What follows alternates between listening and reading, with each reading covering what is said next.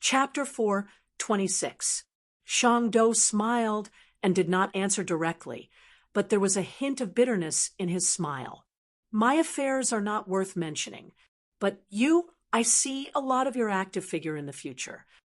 Thea clicked her tongue. She was no longer the little girl who lacked knowledge of magic. In fact, it was not difficult to figure out the current situation of the Lady of Shangdo. She was frequently divining the future. She had been doing the same for the past 1,000 years. This was her path. If she wanted to go further, she had to have this awareness. However, the changes in the past 1,000 years were not great, and the backlash of the world or time was not great. She could basically withstand it with her demigod power. But in recent years, Superman had officially come to the forefront, and the era of great change had arrived. Peeping into the future at this point in time had far-reaching effects. It was the same as looking into the abyss. You were looking into the future, and the future was looking into you. The powerful existences that would descend upon Earth in the future, such as Hal Jordan, who was possessed by a ghost, or the Anti-Watcher from Darkseid, would be able to sense it if one looked at them from their point in time. The kind ones wouldn't do anything, but the evil ones wouldn't have a problem spying on them in the opposite direction. Shangdo's situation was very bad. She had to use all her strength to prevent these visions from extending from the future. At the same time, to ensure that there would not be more terrible disasters in the future, she had to continue divining and watching. This vicious cycle had caused her to fall into a dilemma. This made her even more determined to not let her father go on the path of a fraud. Thinking of Malcolm, Thea realized that something was wrong. Now that a woman suddenly appeared, Old Ma did not react at all. This was too strange. As soon as she turned around, an ominous feeling surged in her heart. This feeling came without reason. It appeared so suddenly, and then disappeared quickly. She saw Old Ma looking at Shangdo with a strange expression. The moment Thea turned around, Shangdo also closed his eyes slightly. She did not know what he was thinking. "What's wrong with you?" Thea poked Old Ma. The father and daughter had a good relationship, but the way they addressed each other was very strange. Thea rarely called him father. Malcolm also called her by her name. People who did not know them would not be able to tell that they were father and daughter. Who is this woman? Malcolm had a strange expression on his face. Thea could see the passion in his eyes. He was a little confused, but still explained, "This is the Lady of Xanadu. She is the youngest sister of the goddess of the lake." "Similar, very similar," Malcolm muttered as he looked at Xanadu from afar. Thea did not have Superman's super hearing, so she could not hear him clearly. "Who does he look like?" "Like Tommy's mother." Malcolm's words made Thea choke on her own saliva. She stood rooted to the ground. He was really going to shock her to death with his words. At this time, Thea realized that Shangdo's appearance here was not simple. She also saw the vague charm in Shangdo's eyes. An extremely melodramatic fact was about to be put on the table. In the future that she divined, she would be together with Old Ma. That was why she appeared here today, at this time. What could Thea say? That the two of them could not be together? Looking at Old Ma's infatuated expression, and Shangdo's posture of following the trajectory of time, she knew that they would not listen to her no matter what she said. What's more, the future was changed by her big butterfly wings. In the original space-time, Malcolm should be fighting Green Arrow in Star City, Faust should continue to be a handsome man in his observatory, and Shangdo should be going on his own journey. Now, fate was using his own hands to tie the two of them together. One was a diviner, the other an astrologer.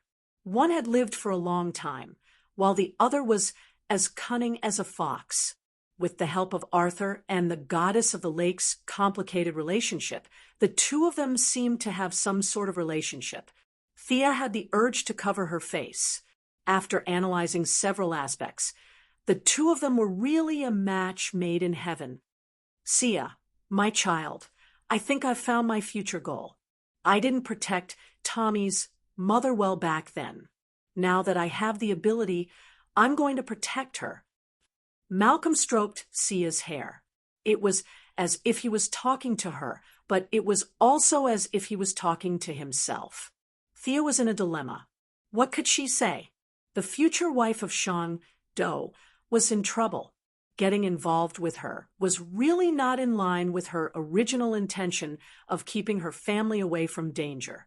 She had already seen a bunch of bad guys chasing after them, and old Ma turning into a breeze and running in front of Shang Do. Don't read the stars so easily. It will hurt your body far more than you can imagine. Feeling that she could not stop them, Thea could only cautiously advise. Don't worry, Thea. I will guide him in this aspect. No one in this world can compare to me in this field. Shang Do had walked to the two of them and said in a confident tone. She finally stopped talking about the damned descendant of Merlin and called out Thea's name. This should have been a very satisfying thing, but where did the tone of an elder come from? Thea felt the deep malice of the world. 2 days ago, she had just pretended to be Constantine's elder, and today, karma came back. But looking at Malcolm's proud face, she could not refute.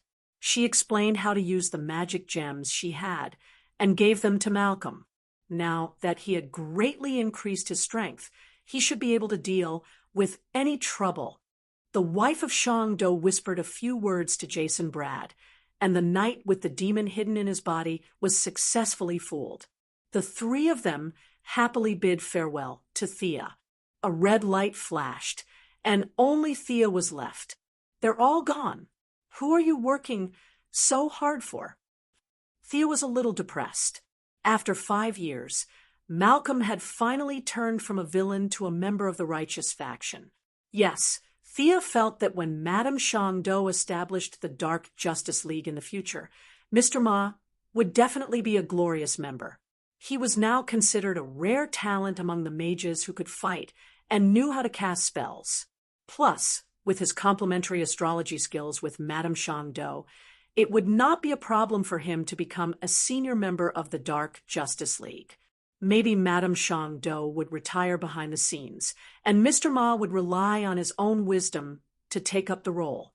Shaking her head and sighing, she left the metropolis and teleported to New York. The Croydon compass that she had previously collected was only the dial and needle, and the last part of the lens was missing.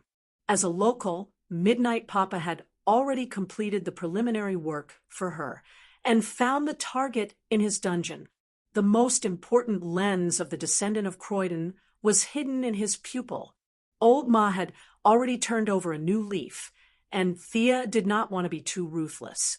Instead of digging out the lens, she used a replacement spell and an irony spell to take out the lens. The golden dial, the transparent lens, and the silver needle were perfectly combined, as if they had never been separated. Chapter 427. Croydon's Compass. Thea held the palm-sized tool in one hand and experimented with it a few times.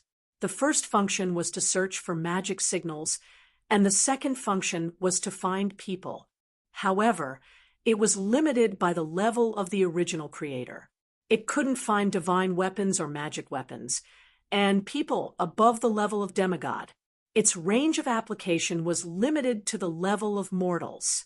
In addition, in modern society, there were all kinds of interference. Many places like the heavens, society couldn't be found by the compass. Although there were many shortcomings, its advantages were also outstanding. For ordinary people, it could be called a divine weapon, a good-for-nothing young man who doesn't look down on a poor young man. After getting the compass, he found a secret inheritance and soared to the sky. These images instantly popped up in Sia's mind.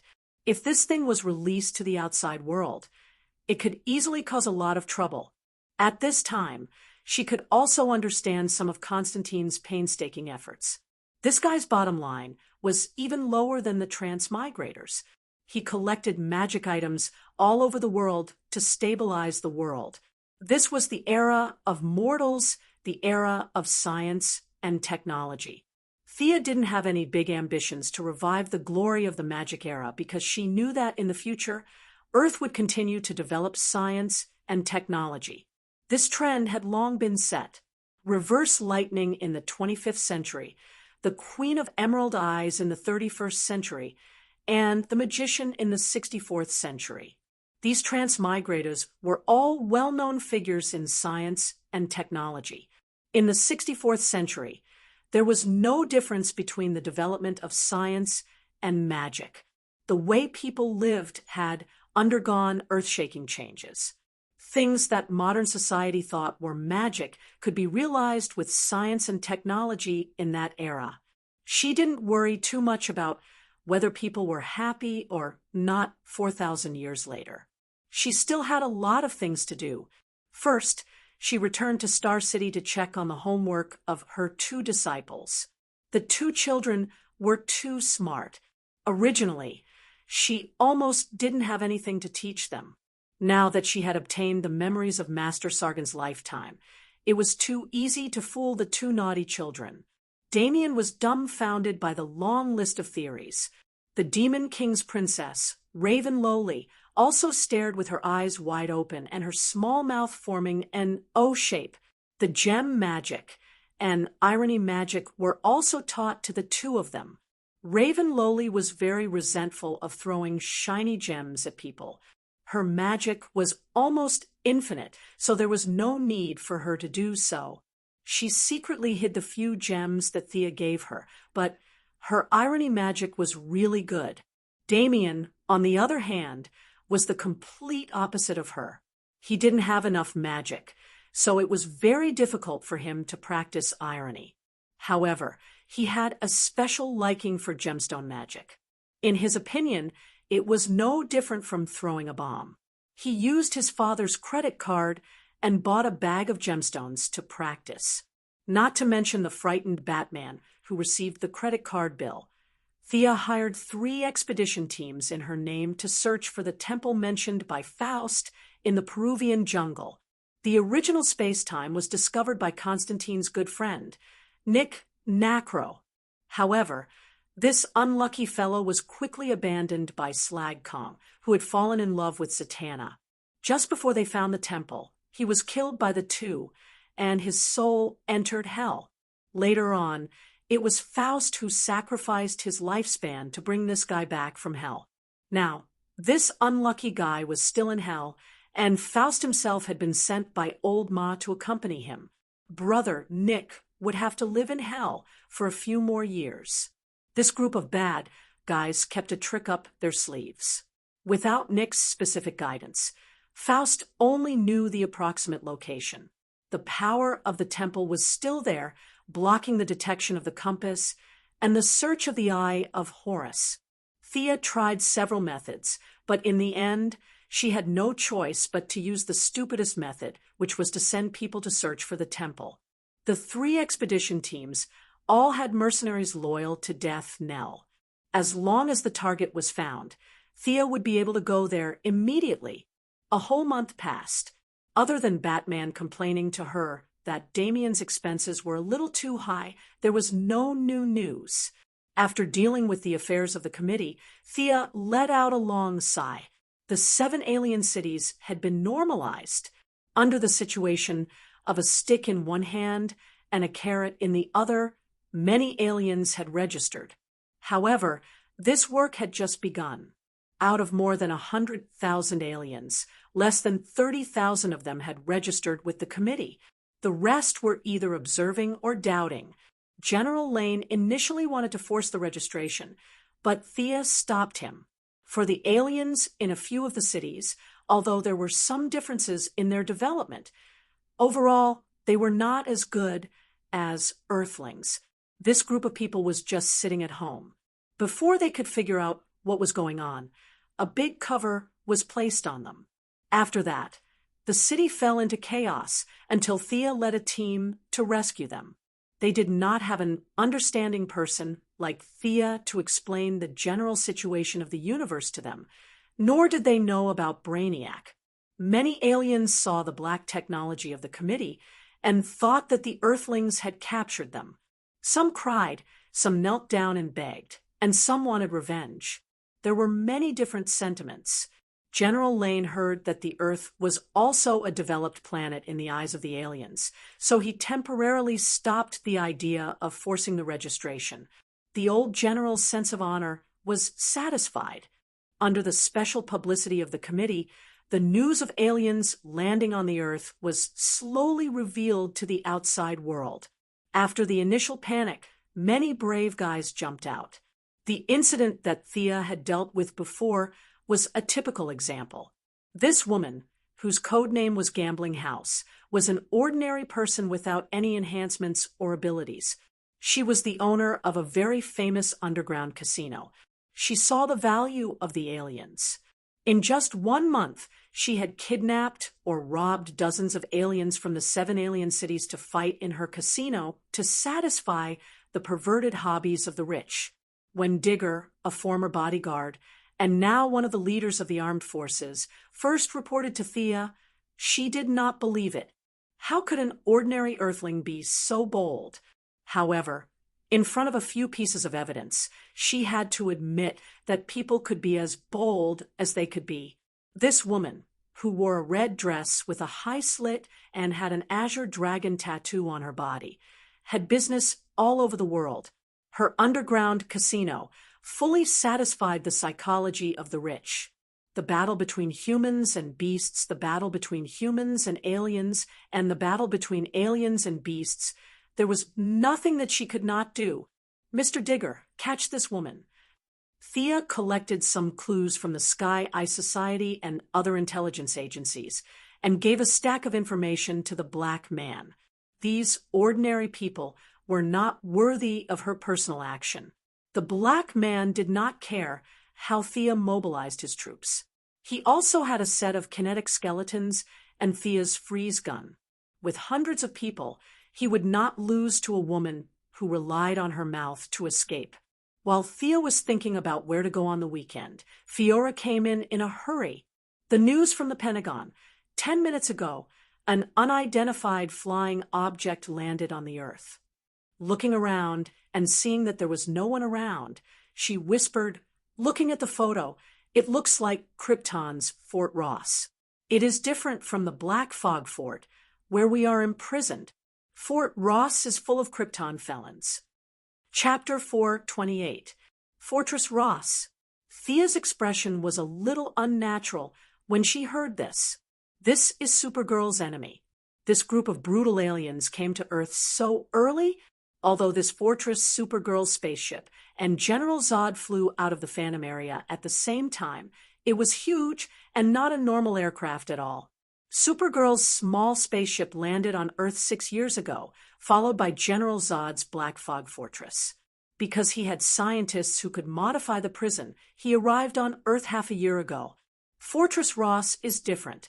If General Zod is a political prisoner, Fortress Ross is a criminal prisoner. The prison conditions and staffing are different. According to the original timeline, after they rushed out of the Phantom area, it would take at least 10 years for them to arrive on Earth. History has really been changed. Thea doesn't know if this is her own doing or the work of Madame Soto, or is it the work of those speedsters, the technological transmigrators of the future world? There are too many possibilities, and it is really hard to judge. No matter what the future will develop, it is time to go and see. After asking for the coordinates, Thea and Fiora teleported to the wilderness of New Mexico. The two of them searched for a little and found the landing object.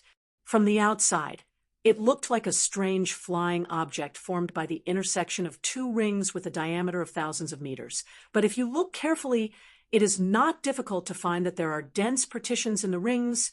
Each partition is a prisoner's cage. There are no signs of life in the spaceship. Did they run so fast? Thea glanced from afar. The expected scene of hundreds of aliens flying out did not appear. The The spaceship was empty, as if it had been abandoned for several days. The two entered the spaceship and took away all the weapons that could be used as weapons. The two came to the main control computer and got control of the spaceship by relying on Fiora's identity. Fiora checked and said with some depression they used light and shadow refraction equipment. In fact, the spaceship has been landing for 3 days.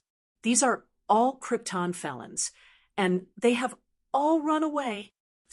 Unlike Superman, Fiora had no feelings for Earth. She only felt that the escape of these Kryptonian criminals was a provocation to her, the only person who still had a job on Krypton. Whether it was duty or obligation, she had to catch these people back. This was the only thing she could do for Krypton. Thea did not care about the Kryptonian honor.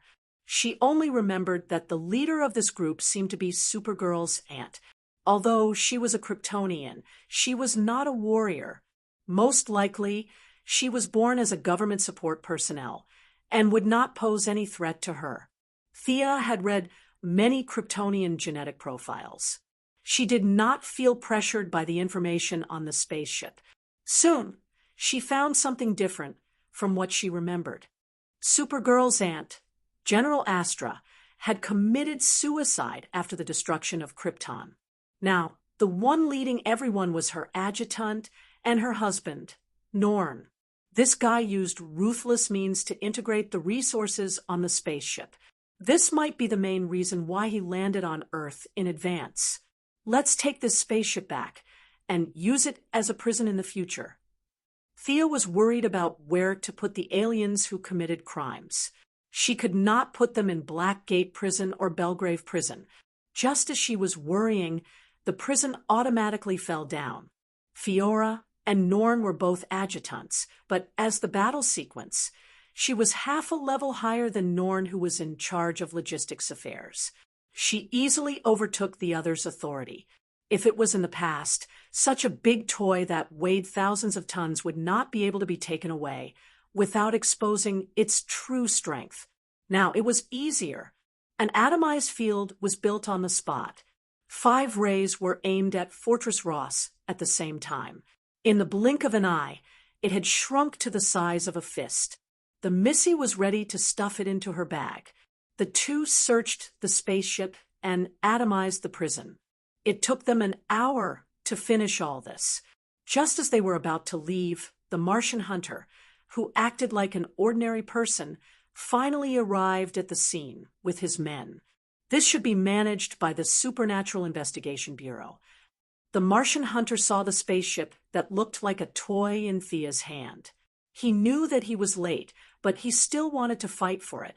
This is clearly the responsibility of the Alien Supervision and Management Committee. Thea did not back down. Public is public. This is the disadvantage of the cross-agency. Their functions overlap with each other. It seems that anyone can manage it, but it is a competition of who is tough. In order to win their trust, Thea also took out her ID and showed it to them. The Martian hunter was helpless. In order to disguise his identity, he could not fly over like Thea when he heard the news. It took him an hour to get there. He was fast. The Sky's Eye Society, which could also manage this matter, had just set off. The two were talking on the surface, but the spiritual channel was not idle. One said that this was a Krypton spaceship, and Fiora had the indisputable leadership. The other said that both of them were too young. I have experience in dealing with this matter. You should leave it to me. Uncle wrong, and you don't want to expose your identity. It is dangerous to fight aliens with a group of agents. You know that these guys are felons of Krypton. Can you bear to see your men die tragically? If you can't make up your mind, let's go to the Batcave to vote. Thea said cheerfully in the spiritual channel. The Martian hunter thought about it. Thea's words made sense. He could not fight, so it was indeed inhumane to rely on submachine guns and grenades to deal with all kinds of ferocious aliens. As for going to the Batcave to vote, he did not care. They had already discussed the matter of Fiora staying on Earth. Superman was in favor of having one more compatriot on Earth.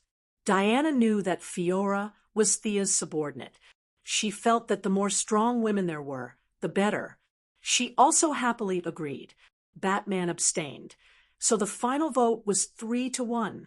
Was there still a vote this time? The Martian hunter felt that the result was already decided. There was no suspense at all. Both sides confirmed the ownership and went back to their own homes.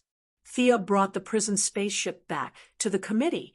She did not go too far. Whether it was the Sky's Eye Society or the Super Investigation Bureau, they could throw criminals who were difficult to lock up into the spaceship. The spaceship was very spacious. It would not be a problem to hold 8,000 to 10,000 criminals.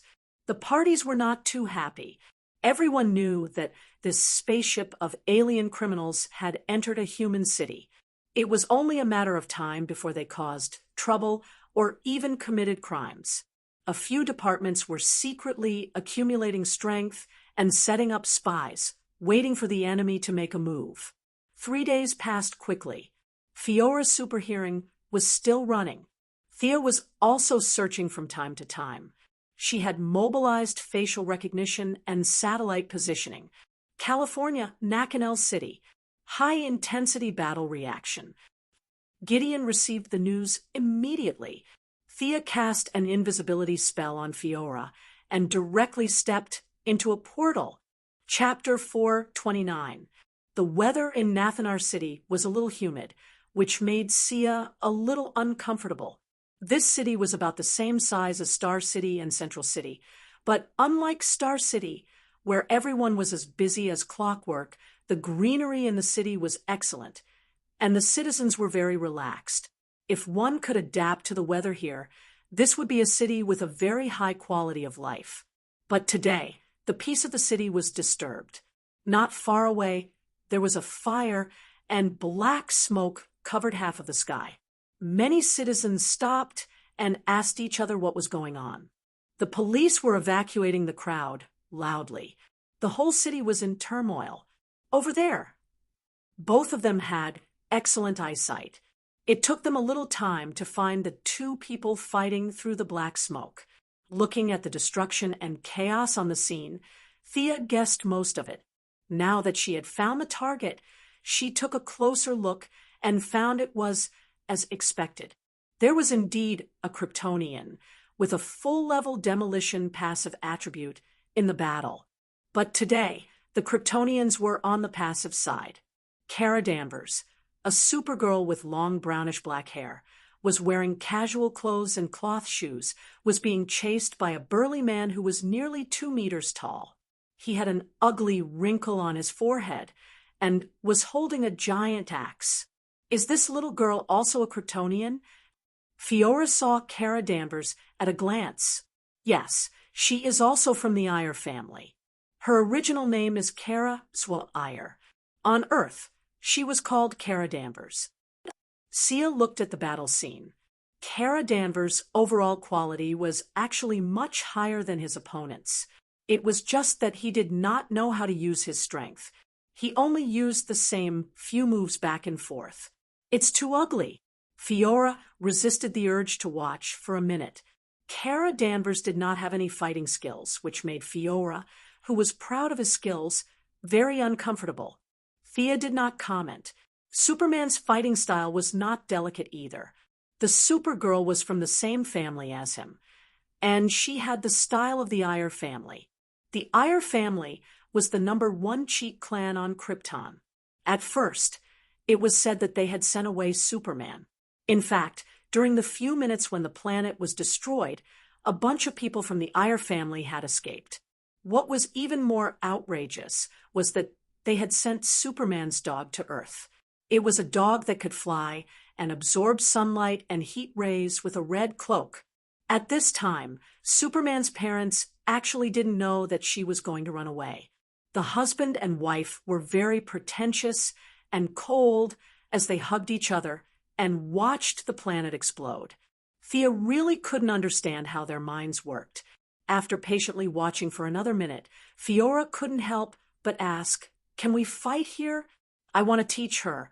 How the Kryptonians Fight. Thea scanned her surroundings. This was an oil refinery, and the aftermath of their battle had turned the place into a mess. It's troublesome to fight here. Let's go to Gruder's place. In order to make it easier for her subordinates to contact each other, she had built a permanent portal on the planet controlled by Grud. There was no need to be afraid of fighting there, so it was the most suitable place for teaching. Control them. I'll leave the man to you. After saying that, Thea took out a magic tool and threw it on the spot. Then, she quickly drew a magic circle to communicate with the long-distance coordinates. With a little sense of her spiritual power, she found the location. You've damaged the city too much. Follow me. Thea called out. Thanks to her years of torment, the little Supergirl could still recognize her. Seeing that Fiora had knocked out the strong man with a punch, although she didn't know what the blue portal in front of her was, she hesitated for a moment and followed them into it. Wow!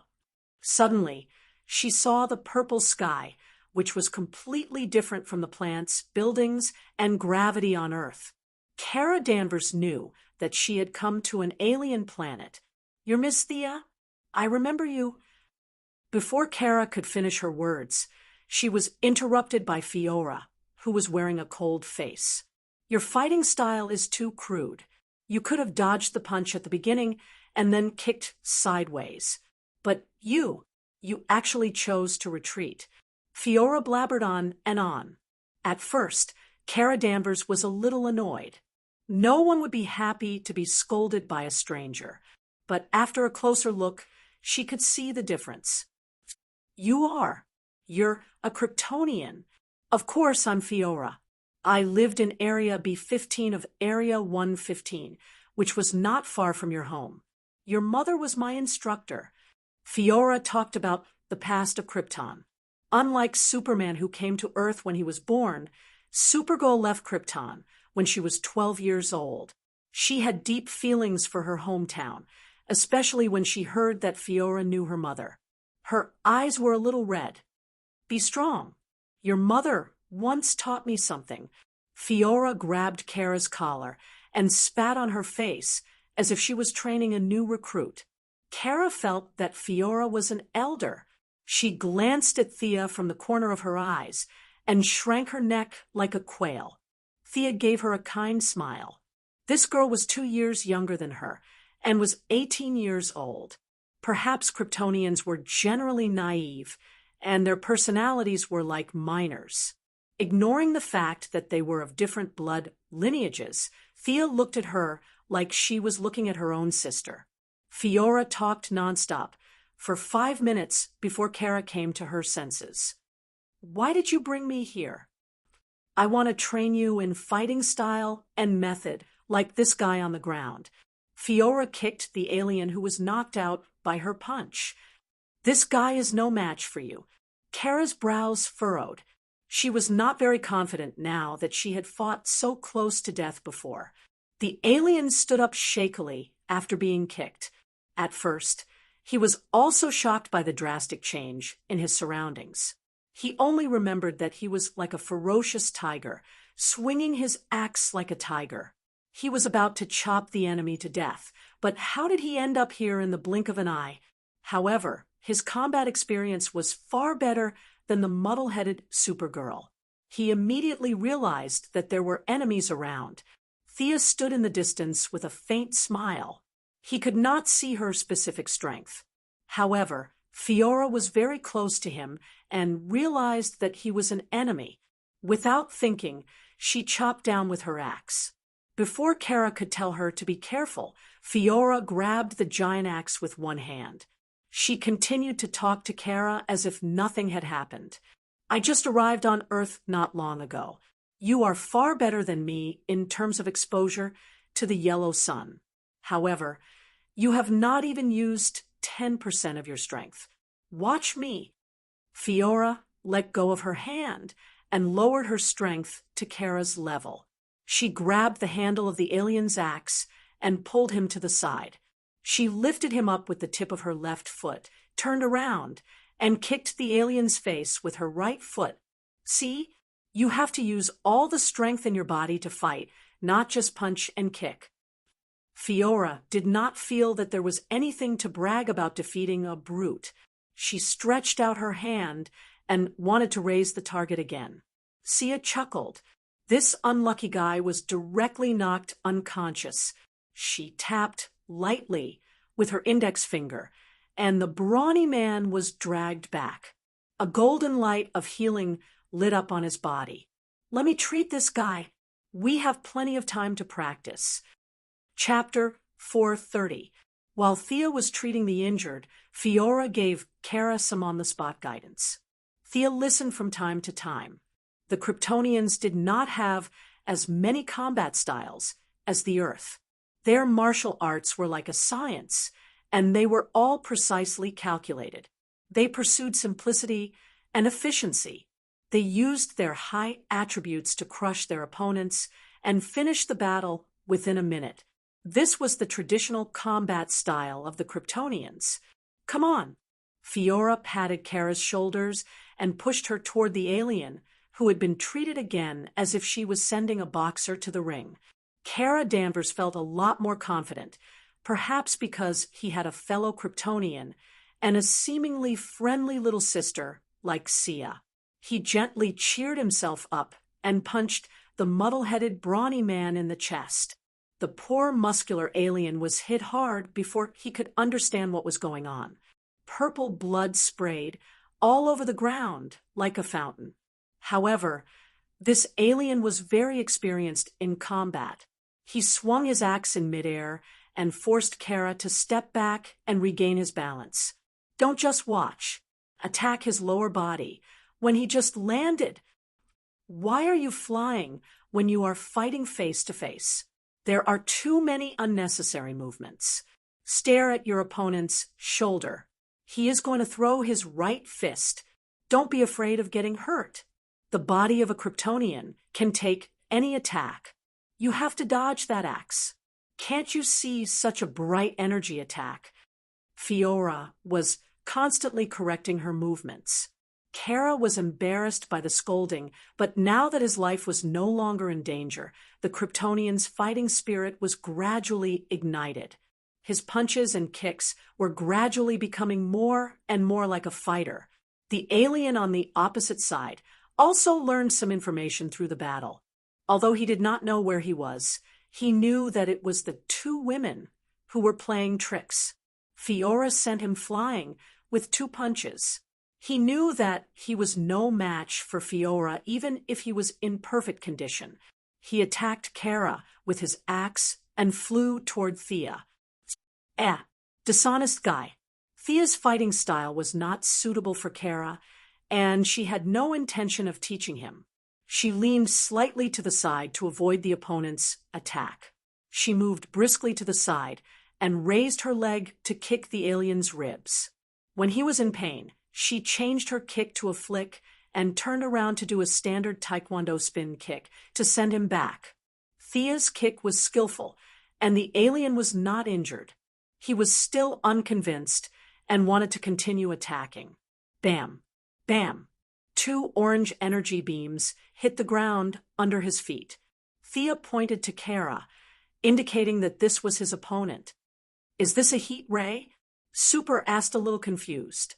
No, it is not easy to explain it in a few sentences. Just know that I am a pure earthling, explained to Thea lazily. Kara Danvers nodded as if he understood. He continued to fight with the sparring partner with a serious expression. The next half a day made her very happy. She had been suppressing her strength since she came to Earth, and now she suddenly released it.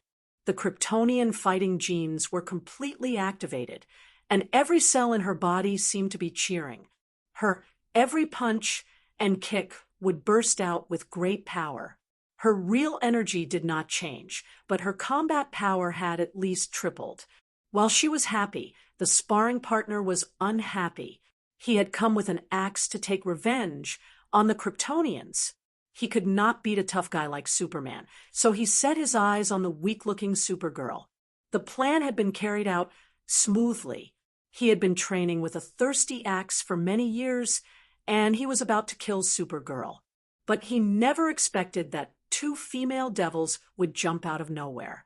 Fiora did not fight, and she was in a guiding position, which was acceptable.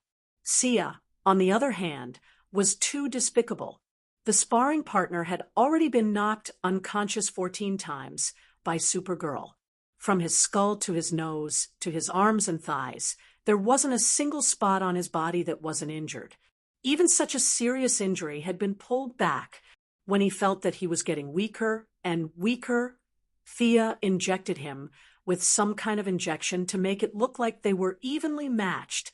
His whole body's potential was mobilized.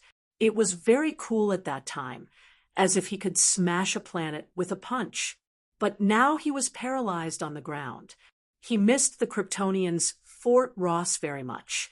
Thinking of the past, he regretted it so much that his intestines turned green. When he first got out, he should have gone to other planets to beg for food, instead of being fooled into coming to Earth to take revenge. His strong body had shrunk by 2 sizes, and he had lost at least 30 pounds. Thea looked at this guy who was staring at the sky with dull eyes. After checking, she said helplessly, "Your body's potential has been overdrawn, and the vitality of your cells has dropped to the lowest level. If you want to fight again, you will need at least a year of rest." Hearing her conclusion, Kara and Fiora were a little regretful, but they had no objection. In order to treat this guy, Thea had cast at least 100 healing spells. She was not related to him, so it was definitely not the kind that consumed her body. Her inhumane spells triggered the body's self-recovery mechanism, artificially accelerating the body's recovery. This spell was a weak energy-absorbing spell that Sargon had mastered. It leaned towards the school of necromancy. Now that she had changed it, the gloomy atmosphere disappeared, and it was replaced by a sacred and inviolable aura. There were many who changed from sacred spells to necromancy spells, but there were not many who changed from necromancy to sacred spells. After that, she added a lot of enhancement spells, strength spells, defense spells, and acceleration spells to him. These spells were definitely harmless, but they could not withstand the long duration. 1 hour was fine, but 4 hours was not enough. The speed and strength that far exceeded the body's limit acted on the body for a long time, and the damage to the bones, muscles, and internal organs was almost destructive.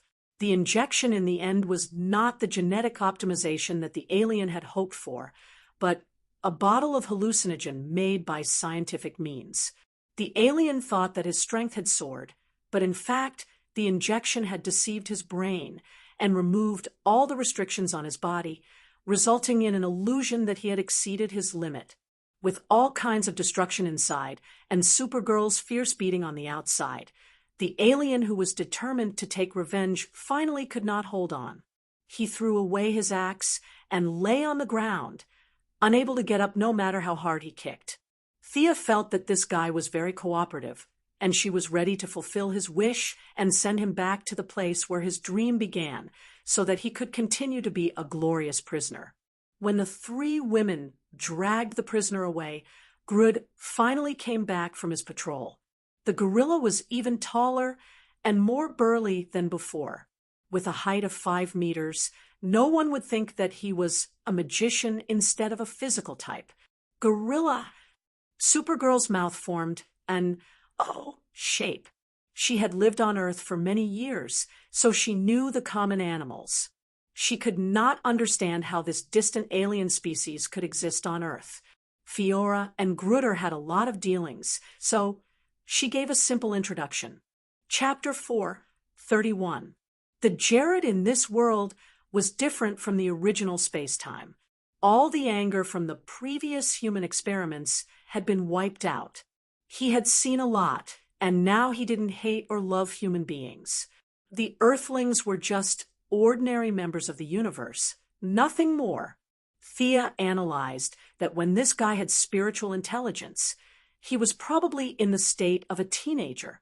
After various kinds of torture, he naturally had the idea that the sky couldn't cover his eyes, and the Earth couldn't block his heart. If he had continued to develop, he would have been a villain. But now he had broadened his horizons and was treated like a god by the aliens on this planet. Jared's temperament had changed. It was like a child who didn't hold a grudge when fighting, but if you beat him every day, he would hate you for the rest of his life. Grud was in such a situation. He was severely beaten up by the Earthlings. At a critical crossroad, he was interrupted by the young lady. He vented his resentment, and now the trauma in his heart had been healed by the aliens as if they were his ancestors. "Hey!" The gorilla passed an intimate signal to Carla and stretched out his big hand to shake her hand. "Oh, she seems to be able to talk to me?" Carla seemed to have discovered a new world and held Jared's hand tightly.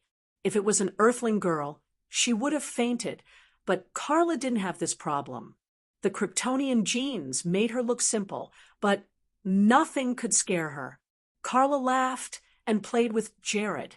The gorilla had been eating and sleeping since he left the Earth. The people he came in contact with were either serious people like Fiora or aliens who trembled like noodles when they saw him. Except for Thea, who occasionally teased him, no one played with him for a long time. Now, he met an old lowly like Carla. Although he was not very mature mentally, he actually had a good time with this little Supergirl. At first, it still had some resentment towards the Earthlings, but when Kara lifted it up high, it realized that the little girl was definitely not an Earthling. The human and the gorilla, you throw me up, I throw you up, and I throw you up, playing very happily.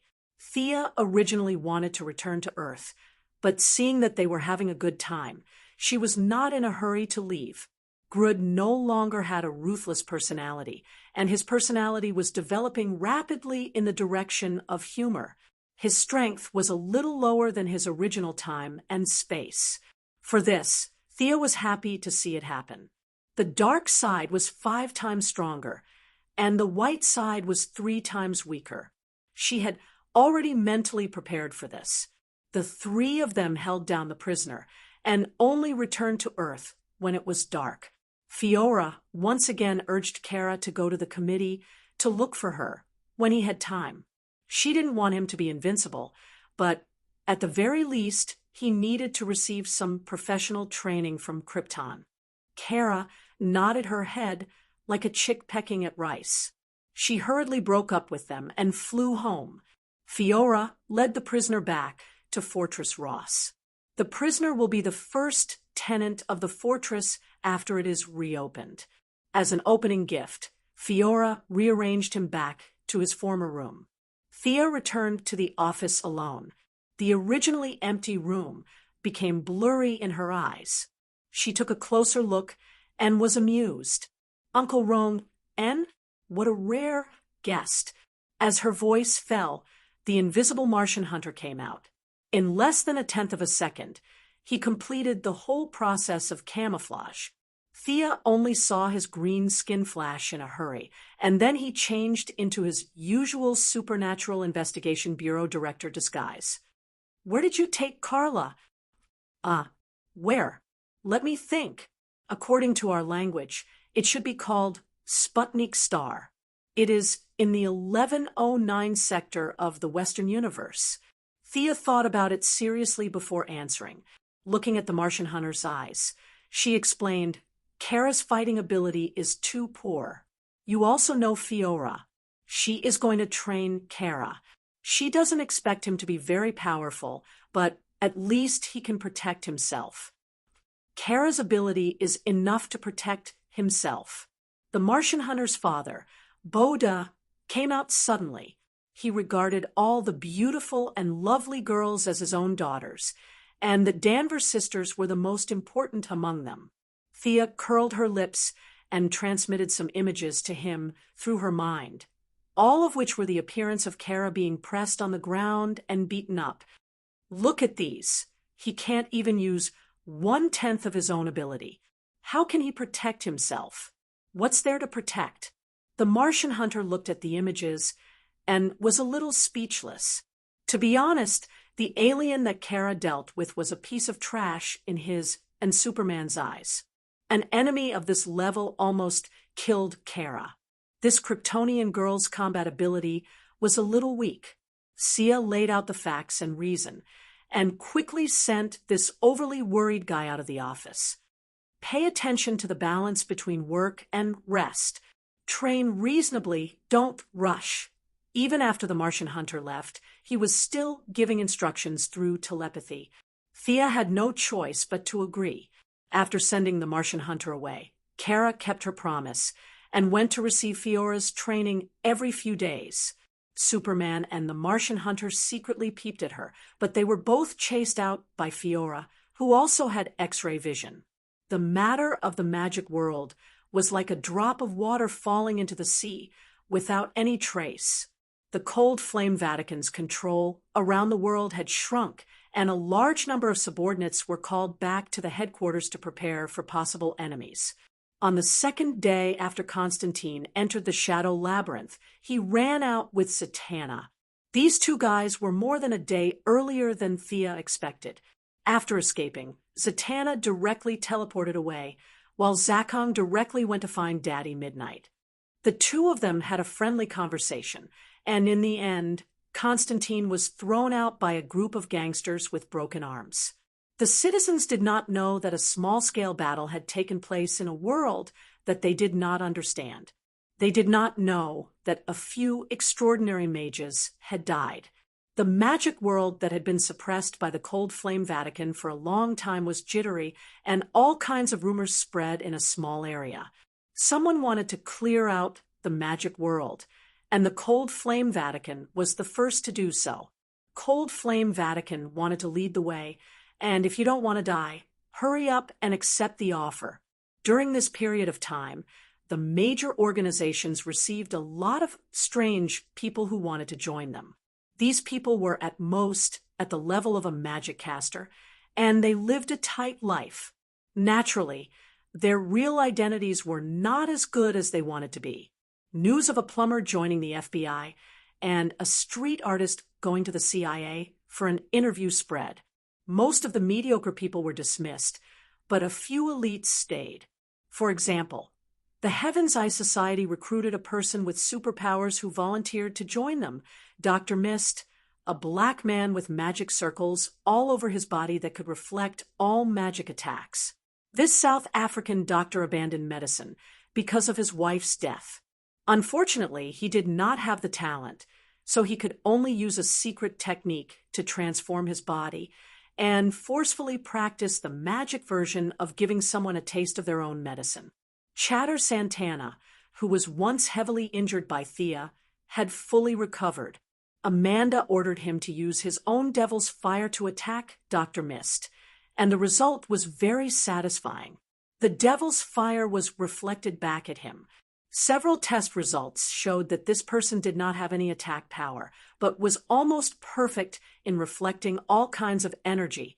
Amanda was so happy that her back teeth were showing.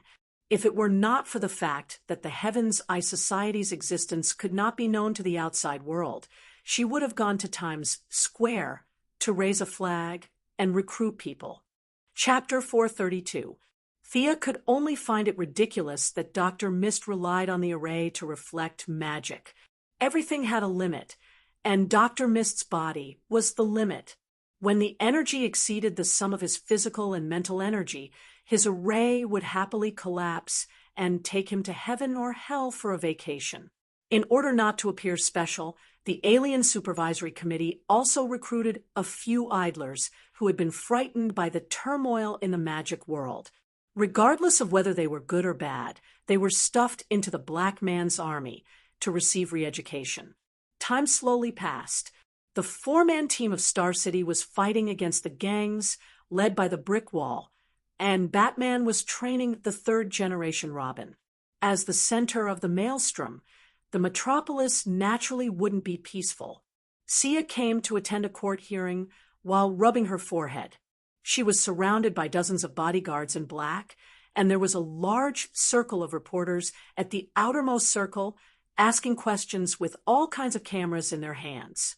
Her Quinn Merlin group's headquarters had been established a month ago, and with her own high prestige, the group's affairs were carried out very smoothly. But today, a month later, discordant voices finally came out. Speaking of which, she was also an undeserved disaster. As the hero who saved the metropolis, she had a 3-meter-high bronze statue in the city center square to commemorate her saving tens of millions of citizens. The Superman statue in the original space-time was directly flapped away by her big wings. At first, the young lady was very happy. While no one was paying attention, she secretly drew a small array at the bottom of the bronze statue. This was the mark of the moon goddess. As her only chosen, Thea could continuously absorb faith through this small array and transform it into mana. In a city with millions of people, even if everyone was a pan-believer, the accumulation of faith was still a terrifying number. The young lady was happy for a few days, but then bad luck automatically jumped out. 3 guys who were injured either in the battle with Zod or in the Glass Dome incident ran under her statue at the same time and committed suicide. The reason for their suicide was so fake that it made people's hair stand on end. The 3 left behind a suicide note saying that Thea, as the Metropolis hero, didn't help them no matter how hard their lives were. If that was all there was to the will, even an ignorant person would find it funny. If it wasn't your biological parents, who would care if you died? However, when the 3 of them committed suicide, they also revealed the existence of the Extraterrestrial Management Committee. They listed a lot of data showing how Thea, as the chairman, treated the extraterrestrials well. It created an image for the masses of onlookers that they were harsh to Earthlings and generous to aliens. Other than the citizens of the metropolis who came into contact with Superman every day, humans all over the world still did not believe in the existence of aliens. However, under the influence of some people with ulterior motives, this group of people also joined the army of skeptics. This level of gossip couldn't even be considered slander. For those politicians, if they didn't receive insults in their mailboxes every day, it meant that they were about to step down. However, these rumors were really disgusting. The statues that collected faith were destroyed by vengeful spirits, and a bunch of people were watching them 24/7. Thea didn't even have a chance to purify them. Toads stomp on the ground. They don't bite people. They are disgusting. This was Thea's inner monologue. Dr. Quinn, do you have any response to the alien incident? Dr. Quinn, our readers would like to know that this committee costs the world's taxpayers $35 billion a year to settle aliens. Is this news true? Relying on his size, Clark Kent, who disguised himself as a human reporter, also came to Thea with the cameraman Jimmy. Seeing that he also raised the microphone and wanted to ask something, Thea glared at him. What are you pretending for? Did you come here to watch the show? If you dare to ask, I'll beat you up even if I have to use all my equipment. In the original space-time, she remembered that a guy with a broken leg climbed onto Superman's statue and sprayed paint. Now that it was on her head, it directly escalated to suicide, and 3 people died at once. Needless to say, the biggest suspect who wanted to deal with her was still Lex Luthor. She didn't know what was wrong with him. Didn't he want to have a love-hate relationship with Superman? She didn't need to die. Superman, who didn't know that Thea had taken the blame for him, also felt that this matter was ridiculous. The 2 of them were now familiar with each other with the help of Kara, Batman, and a bunch of other people. It was quite strange to pretend that they didn't know each other in public and want to interview her. His footsteps paused a little, and he smiled bitterly as he watched her walk past him. The hearing was a situation. Everyone went through the situation in a lively manner. Thea didn't say a word during the whole process. She really didn't need to explain to these people. The Quinn Group hired hundreds of lawyers, and half of them came today. Those who didn't know would think that this was a lawyers' association. Wasn't it just a waste of time to engage in a battle of words? The lawyers took turns to speak, picking words one by one. When it came to talking about aliens, they didn't know anything. After talking nonsense with this group of people for the whole afternoon, Thea returned home and ordered her various covert subordinates to investigate several major domestic consortiums, several multinational corporations, and even Wayne Enterprises. Thea must know who the other party was. When the information from all parties was summarized, Thea was a little surprised. Project Cadmus? The one who sent the information was Poison Ivy. Her charm was unparalleled in the world. No matter how harsh the training was, it was useless. She and Death Knell consecutively tied up 11 scientists who dealt with the Luthor group and finally got the name. Yes, boss, but the scientist only knows the name. He doesn't know the details. Thank you for your hard work. Stop the follow-up. After Poison Ivy left, Thea repeatedly compared it to her memory. She knew a little about Project Cadmus. It was a huge scientific research project that Luthor secretly built with his financial resources. Cadmus was a hero of ancient Greece. According to the legend, he was the one who introduced the Phoenician alphabet to Greece. Luthor named his project with a very clear meaning. He wants to be a hero and bring alien things or technology to Earth. But the technology is not so easy to get. Who gave him the confidence to start such a project that costs tens of billions of dollars? Thea, who is also doing this work, has the most right to speak. Her cheating has broken through the sky. Various governments pay for it, and a large number of scientific research results of the Red House. Now, only a few small projects such as exoskeletons and laser guns have made breakthroughs. But Luthor's plan is not small. He wants to lead the Earthlings to complete their self-evolution and catch up with, or even surpass the level of the Kryptonians. From the point of view of the Earthlings, he is a well-deserved hero. Who is helping him? Thea suddenly thought of a person, the Kryptonian adjutant who escaped from Ross's fortress, Norn. This guy has been looking for a long time and disappeared like the ground. He won't be involved with Luthor, right? Chapter 433. This group of people had destroyed all the images related to them before leaving the spaceship. It was very difficult for Sia to rely on Croydon's compass to find them. There was not a single photo. The compass was just a magic tool. It was not a search engine. Relying on the vague impression described by Fiora to search, the result could only be helplessly idling. She had no clue how to find the Kryptonians, but she could go directly to Luthor. Early the next morning, Milady, wearing a navy blue dress and thin high heels, rushed to the Luthor group with dozens of bodyguards and assistants in more than a dozen cars. This was her first time in the New L building. The overall layout of the building was not bad, except for the huge portrait of Luthor at the entrance and Luthor's quotations hanging everywhere. All of you wait outside. In front of Luthor's office, Thea turned around and ordered. She walked over alone, and the secretary opened the door for her with a smile. Is the missing Kryptonian with you? Thea asked directly. Luthor shook his head like a rattle drum and denied it. It doesn't matter if you don't admit it. What I want to say is, don't try to control something you don't understand. Thea was not surprised by the appearance of Doomsday. She could not prevent it at all.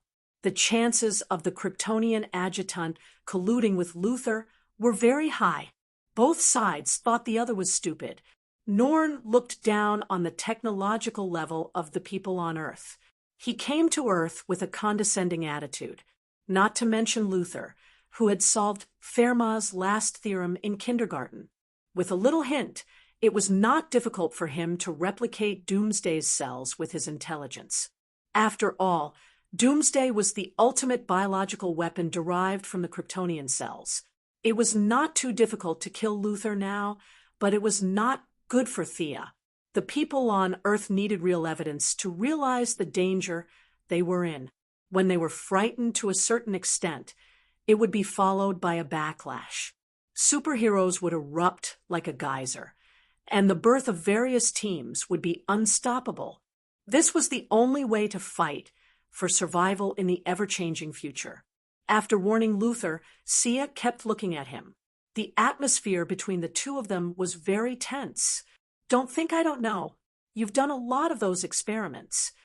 Luther relied on his own conceit to resist Thea's powerful aura. The young lady didn't use her fear emotion and only used her normal aura. From this inadvertent confrontation, it could be seen that this guy's willpower was almost off the charts. Thea did not answer Luther's question. She had indeed done a lot of experiments and even tried to find Doomsday's weakness. These were things that could be done, but could not be said. "So, you admit that the Kryptonians are with you?" "I admit it." Luther's pride made him too lazy to beat around the bush. He took out a few pages of documents from the drawer and said, "I helped them get a residence permit issued by your committee. They are legal residents of Earth." Thea flipped through it casually. It was indeed a formal document. The committee was responsible for the residence of more than 100,000 aliens. There were so many trivial matters that it was impossible for her, the chairman, to sign and confirm them. There were more than 10,000 employees under the committee. It was not difficult to get a few alien residence certificates. Only 3 Kryptonians. The document only mentioned 3 people. According to Fiora's memory, in addition to Norn, who was also an adjutant, there should be 6 other soldiers. However, they were not from the famous Iyer family, which was famous for having a lot of cheats. Instead, they were ordinary civilians. Their genetic limitations limited their growth. Only 3. They came to Earth after a lot of hardships. Luther said with a half-smile, "Their hardships have just begun. Am I right? I hope they can still die in one piece after cooperating with you." Thea was speechless at these naive Kryptonians. Playing mind games with Luther? This mission is really difficult. I hope the Kryptonian god will bless them.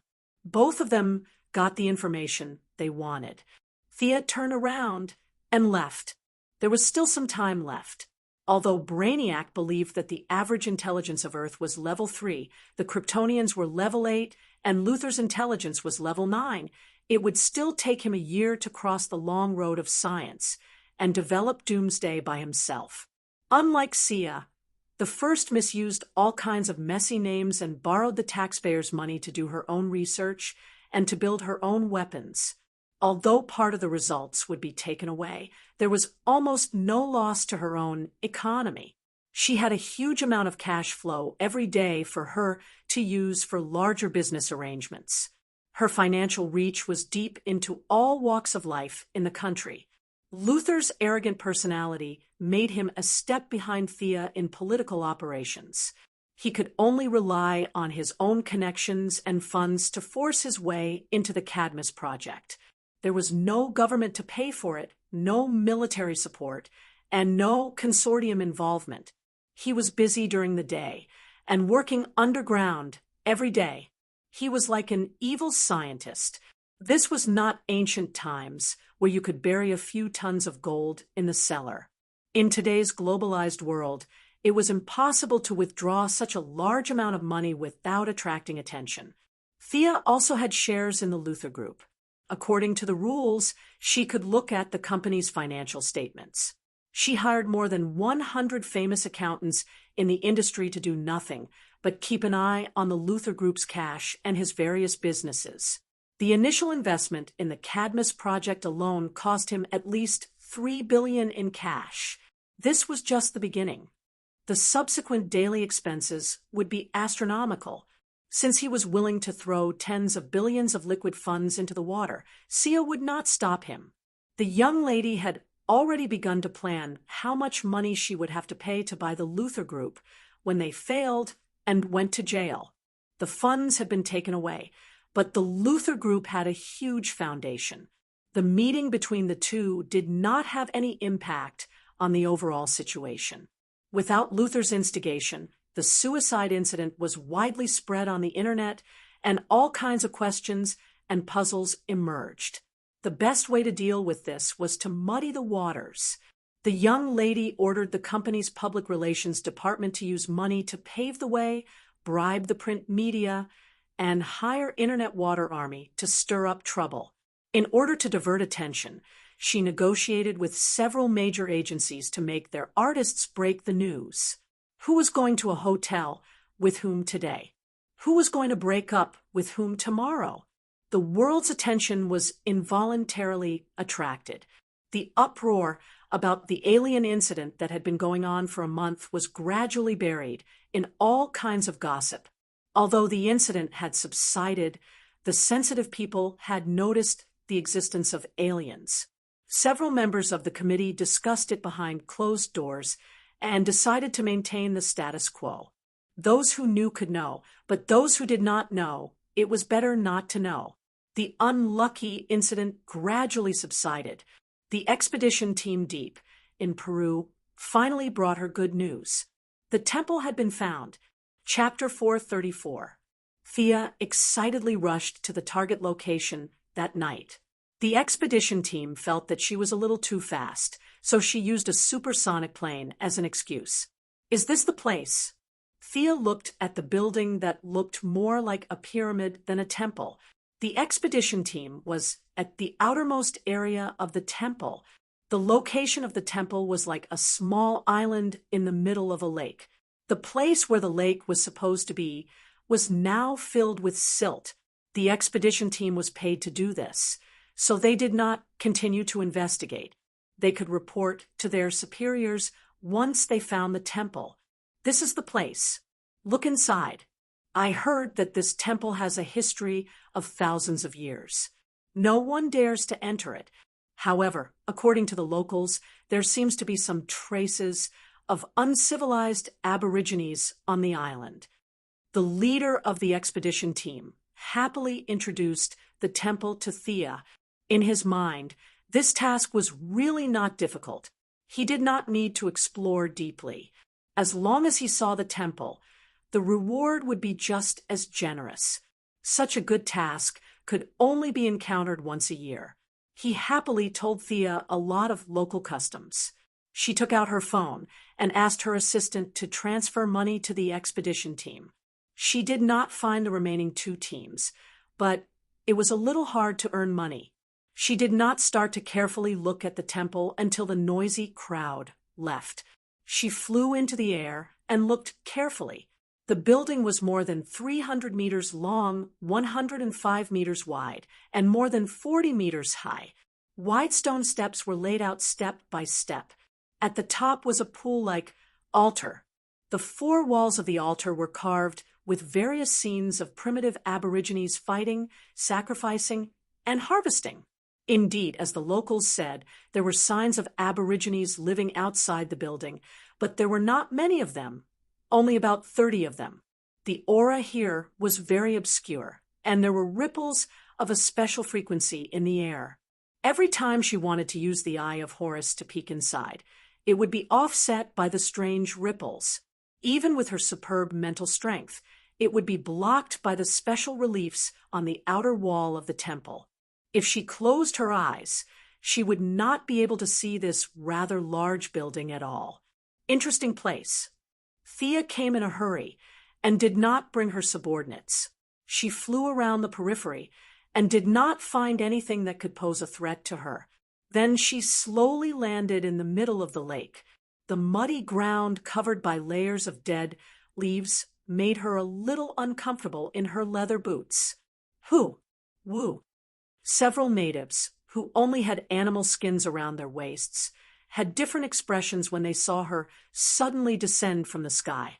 Some gritted their teeth and glared angrily, while some prostrated themselves in worship. It was just that their language was really vulgar. Thea frowned and picked a cleaner-looking old man standing in the middle of the crowd. Her 5 fingers grabbed the air and pulled the old man over. Her powerful spiritual power directly entered the old man's mind, skipping the language barrier and reading his memories on the spiritual level. The result made her a little disappointed. The old man was the previous leader of this group of people, and the current leader was his son. Even so, there was no more information about the temple in the old man's memory. It was only passed down from generation to generation that they could not leave this area, nor could they enter the temple. Such a melodramatic curse. Only Merlin and Morgan had the motivation and ability to do it. It was most likely that their ancestors were sinners or something. This kind of plot could be found everywhere. It wasn't anything new. After throwing the old man back into the crowd, Thea ignored these natives and walked slowly to the entrance. There were many dried blood stains and weathered bones at the entrance. Presumably, these natives were not willing to be trapped here forever, so they kept sending people to explore the temple. Unfortunately, these brave actions were all destroyed by the curse of the bloodline. The road had been soaked in blood for a long time, and many bones had grown together with the bricks. A few skulls scattered on the ground opened their mouths slightly, as if they were still issuing a silent warning to everyone who entered the temple. Thea used 4 or 5 detection spells in a row. There were no traps at the entrance at all. Then, under the nervous gaze of the natives, she walked in. As she walked into the temple, the torches on both sides of the wall seemed to have received some kind of signal and lit up one by one. The path was not winding, and there was a crossroad inside. Thea entered from the north gate and exited from the south gate.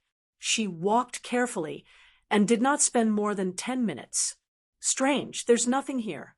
Thea turned around and walked in all directions again. Except for the sound of her footsteps that lit up all the torches in the temple, there was nothing unusual. These ancient mages all liked to pretend to be masters. Milady was too lazy to search by herself. She took out the power armor and activated the artificial intelligence scanning function. The temple also hindered the scanning to a certain extent, but after all, they were different professions. Thea adjusted the scanning frequency twice, and the magic enchantment of the temple was completely deactivated. Gideon scanned the interior and exterior of the temple and began to compare the information. The gaps between the bricks, the structure of the wall, the weight of the temple, and ancient buildings were still buildings. The numbers could not be faked. After a large number of positive and negative function calculations, he found a secret door in 2 minutes.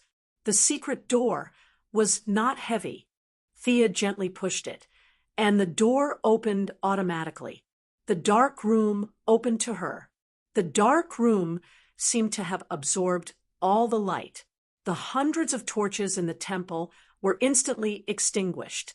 Thea seemed to be standing in the void. It was so dark that she could not even see her own fingers. She raised her hand and released a light spell. The spell that was easy to cast in the past was extremely difficult to cast now. Fortunately, Thea's magic power was considered to be one of the best in the world. Just as Etrigan said, if she was in ancient times, she would have no problem being a court mage. Thea increased the output of the light spell. Only then did she see the internal structure of the dark room clearly.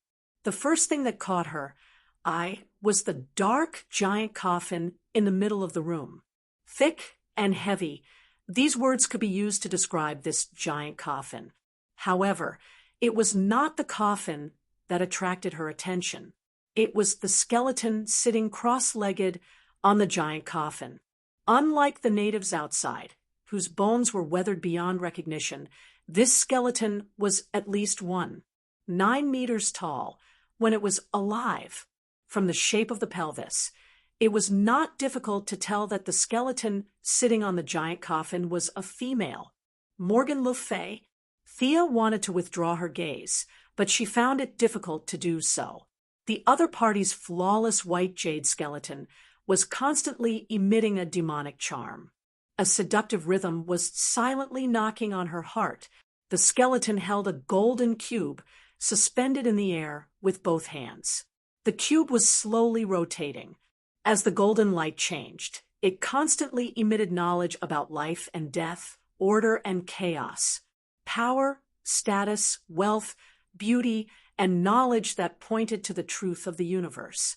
Ordinary people would definitely not be able to withstand this combination of fists. Unfortunately, Miss Thea was an exception.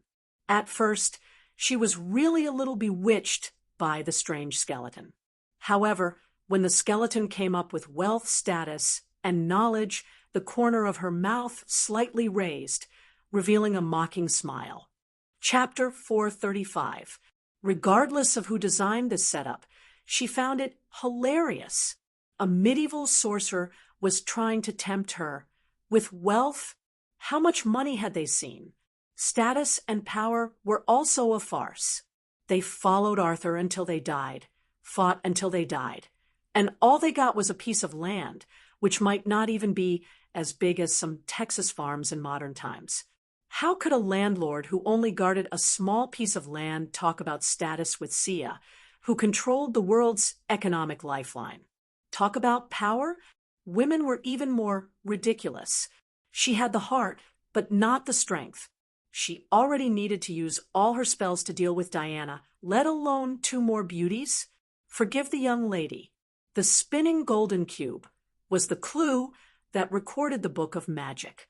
It was definitely a malicious product of the world. The other side of the book led to a technological plane that rejected all supernatural powers. How stupid must Sia be to want this thing? Even if it was given to her for free, she wouldn't want it. The 2 great villains, Nick Nacro and Felix Faust, had likely failed to resist the temptation as they happily carried the golden cube to search for the scammy book of magic. As a result, they missed out on something even more important. The charm of the corpse was like a filter. The strange rhythm sensed that she was free from the influence. It also retracted its light and slowly fell silent. I came from the void. Starlight shines on the fountain. Flames burn on the sky-blue dome. The wind of the 4 seasons. The wind of the 4 seasons sighs on the distant shore. An ancient-looking high chair suddenly appeared in the dark room. On the chair sat a beautiful woman. The woman was wearing a colorful purple robe. Her body was lithe, and her curves were graceful. Her eyes flickered as if they were light and quick. What was even more impressive was her long golden hair. The woman's temperament was like that of a fairy who had descended to the mortal world. The words she spoke were also filled with an ancient style. If one listened carefully, it seemed that there was some kind of truth in them. Thea stared at her attentively. She was a little nervous as she listened to the woman recite the opening words like a song. She had made a few defensive spells into gems and was holding them in her hands. If she felt that something was wrong, she would immediately activate them. She had to put herself in an invincible position. However, the blonde woman paused in the middle of her recitation. She glanced at the woman's half-open palm with her eyes and continued speaking. The parting sunlight fills us with sorrow. The past is still vivid in our eyes. The breeze blows. The woman quickly glanced at her palm again, but her original cold temperament was completely ruined by her little action. She pretended as if nothing had happened. Thea's eyelids twitched uncontrollably. This woman looks serious, but she seems to be a clown. Ahem. Thea coughed twice to announce her presence, because she saw that the woman sat back down and seemed to want to continue reading. The blonde woman's train of thought was interrupted, and she couldn't help but glance at Thea. Then, as if she had discovered a new continent, she asked, "Merlin bloodline? How could this be? The one who came to see me after 1,000 years was actually old Merlin's descendant." The blonde woman didn't sit anymore. She quickly climbed up the giant coffin with movements that didn't match her temperament at all. She carefully examined the white bones and muttered while looking, "This doesn't make sense. Old Merlin is greedy and lustful. These spell formations are still in operation. How could he let his descendant in here?" Thea revealed a smile that was uglier than crying. All kinds of temptations were still vivid in her mind. Greedy and lustful, is this the image of the ancestor? The image of a Dharma god in Missy's heart collapsed. Based on her words and the state of her soul, it wasn't difficult to guess the woman's identity. Thea still wanted to confirm it. "You are?" The woman searched the skeleton for a long time, but didn't find anything. She scratched her head in confusion, jumped down from the coffin, and walked to Sia. Under Sia's nervous gaze, she made a gesture to compare who was taller. "Oh, descendant of Merlin, you're not tall." "Me? I'm Morgan Laifrie's doppelganger. Can't you tell? Have you heard of the name of my main body?" The blonde woman said with a brisk tone that didn't match her appearance at all. She even smiled proudly, as if she was very satisfied that she was taller than Thea. 3 black lines appeared on Thea's forehead. In all honesty, she was now 179 meters tall, which was definitely considered tall among women. She was only a few centimeters shorter than Diana's 183 meters. When she participated in some activities, not many people had the courage to take a photo with her in high heels. It was really too embarrassing. However, this was a little overshadowed by Morgan Laifrie's 190 meters tall figure. Thea couldn't help but curse. "Are you really a mage and not a basketball player?" Many novels use tall and thin to describe mages. Could it be that mages had the hidden attribute of being tall and thin? Thinking of her purpose, Thea opened her mouth and asked, "I know great mage Morgan Laifrie. She was a well-known figure in the same generation as Merlin and was also King Arthur's half-sister." Thea didn't mention anything about black mages and continued to ask, "Where is your main body now?" The blonde woman sighed, slightly with her hands behind her back. "My main body is no longer in this world. Most likely, she ran off to play somewhere." Thea almost spat out a mouthful of old blood. She could see that this doppelganger actually had no relationship with the main body. Either the doppelganger was too far away, or the main body had voluntarily given up control of the doppelganger. This beautiful woman, who looked exactly the same as the main body, had given birth to a new personality.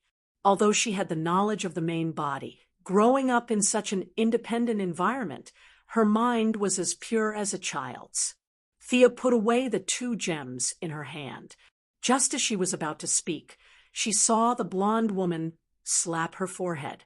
"Ah, you specially came to accept the test left behind by the main body? Is that right?" Not knowing that her words revealed a huge amount of information, the blonde woman stared at Thea with bright eyes. "Morgan Laifrie's test."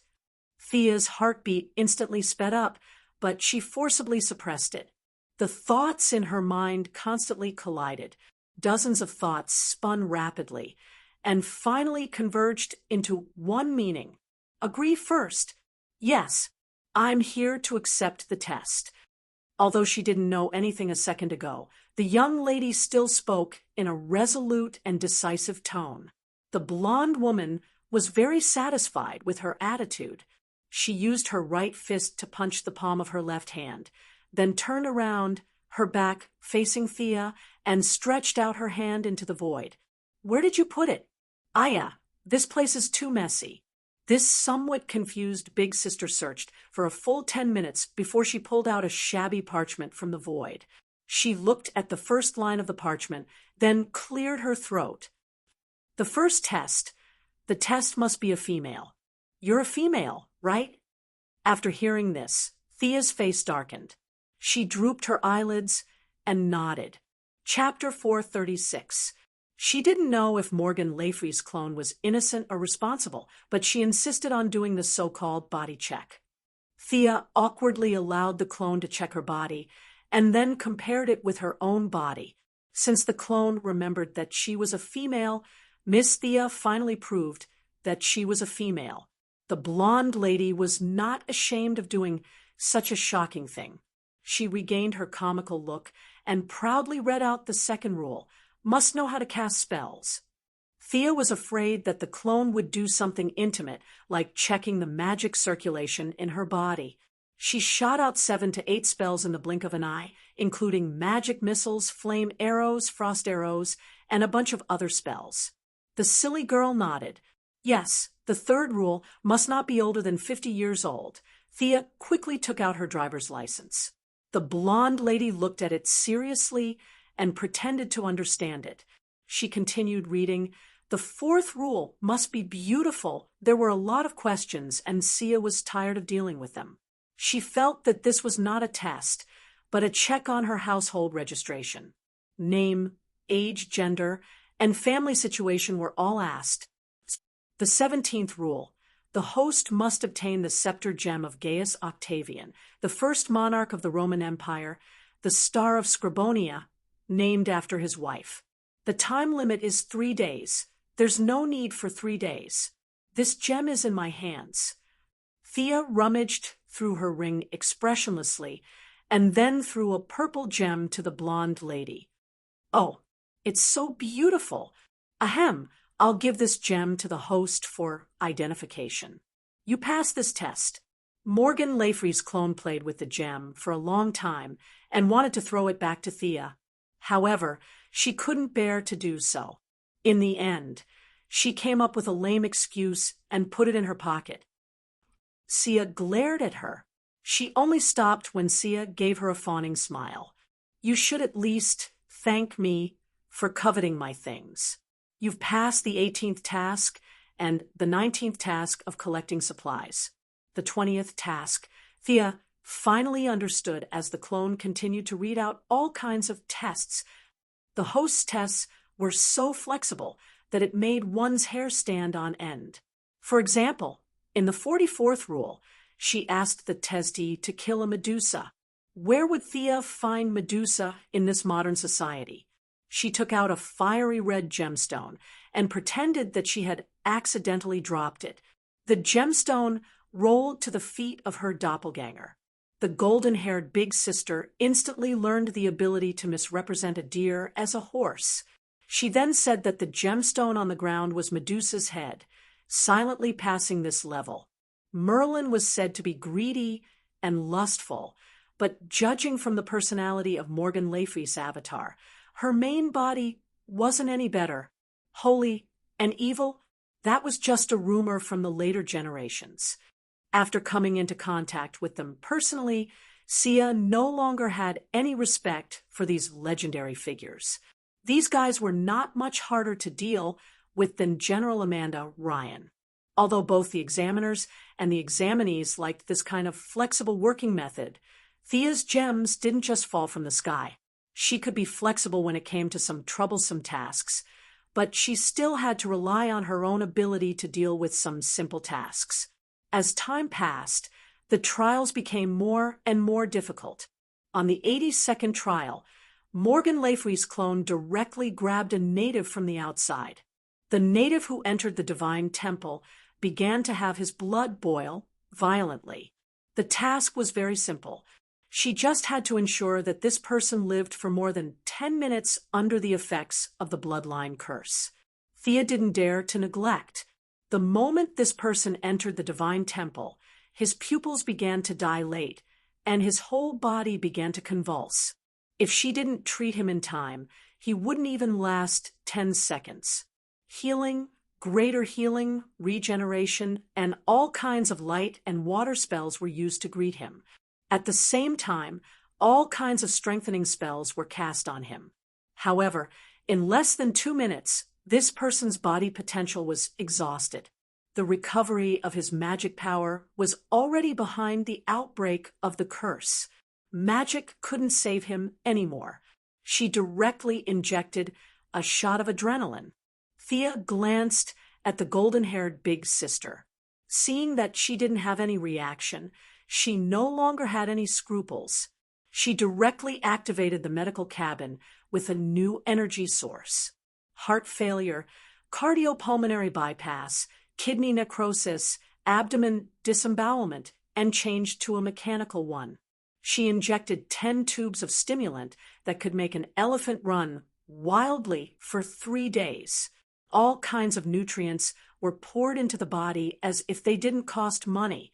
Poison ivy, according to her actual situation, had prepared a large amount of chlorophyll that was rich in vitality. After a little experiment, she found that the human body didn't reject it. She also gulped down a bottle. Time's up, not bad.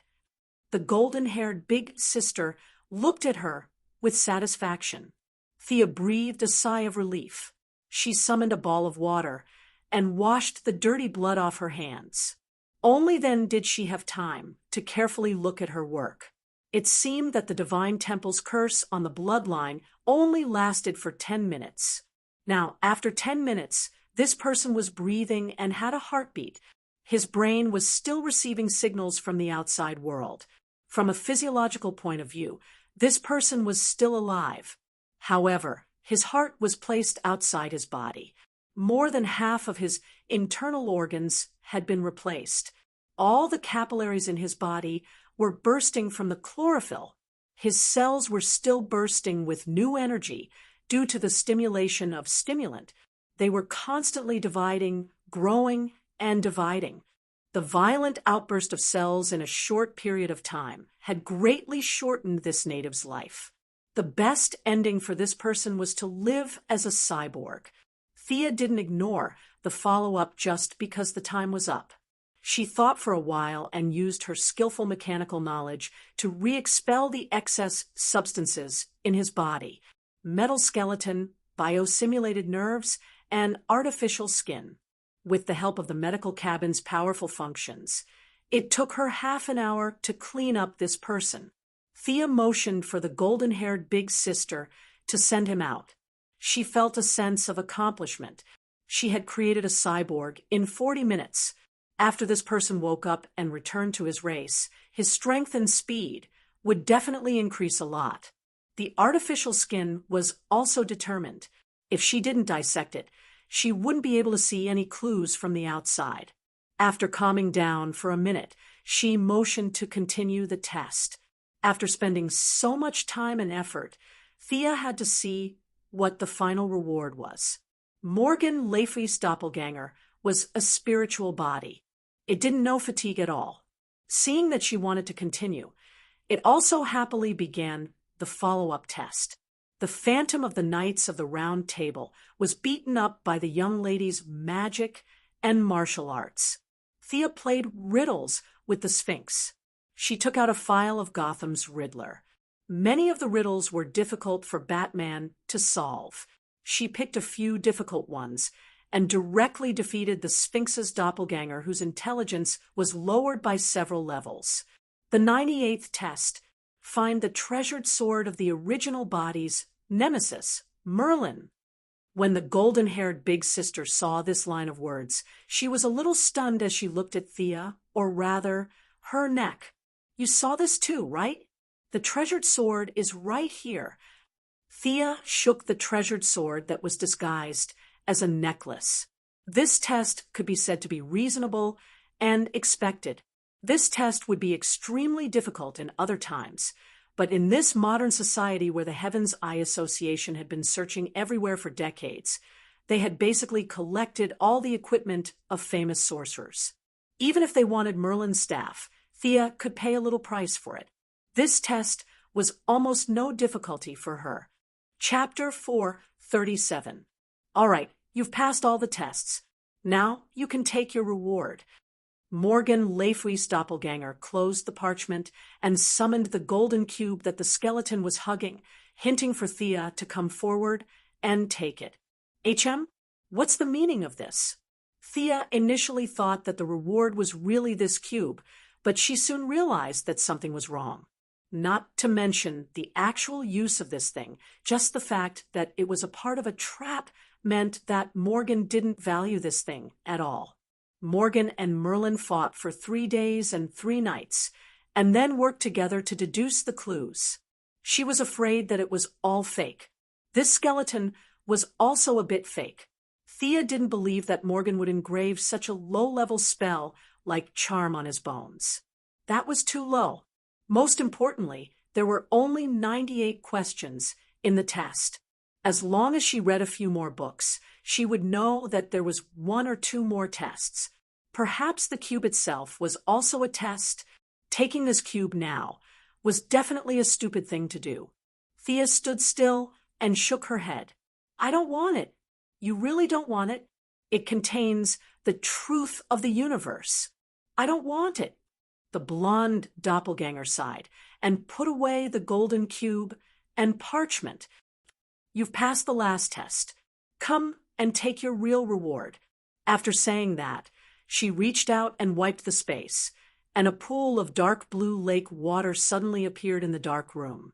The water rippled. This wasn't the so-called mountain spring water of modern society. It was clear and transparent, and the water contained bursts of vitality.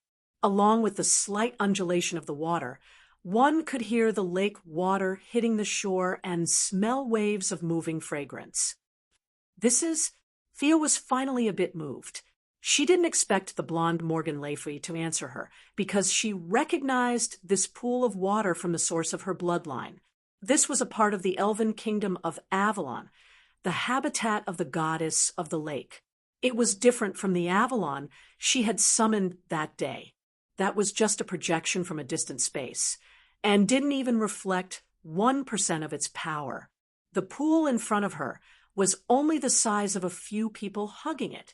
It looked like it was only a small part of the original area, but the magic it contained seemed to be telling her something.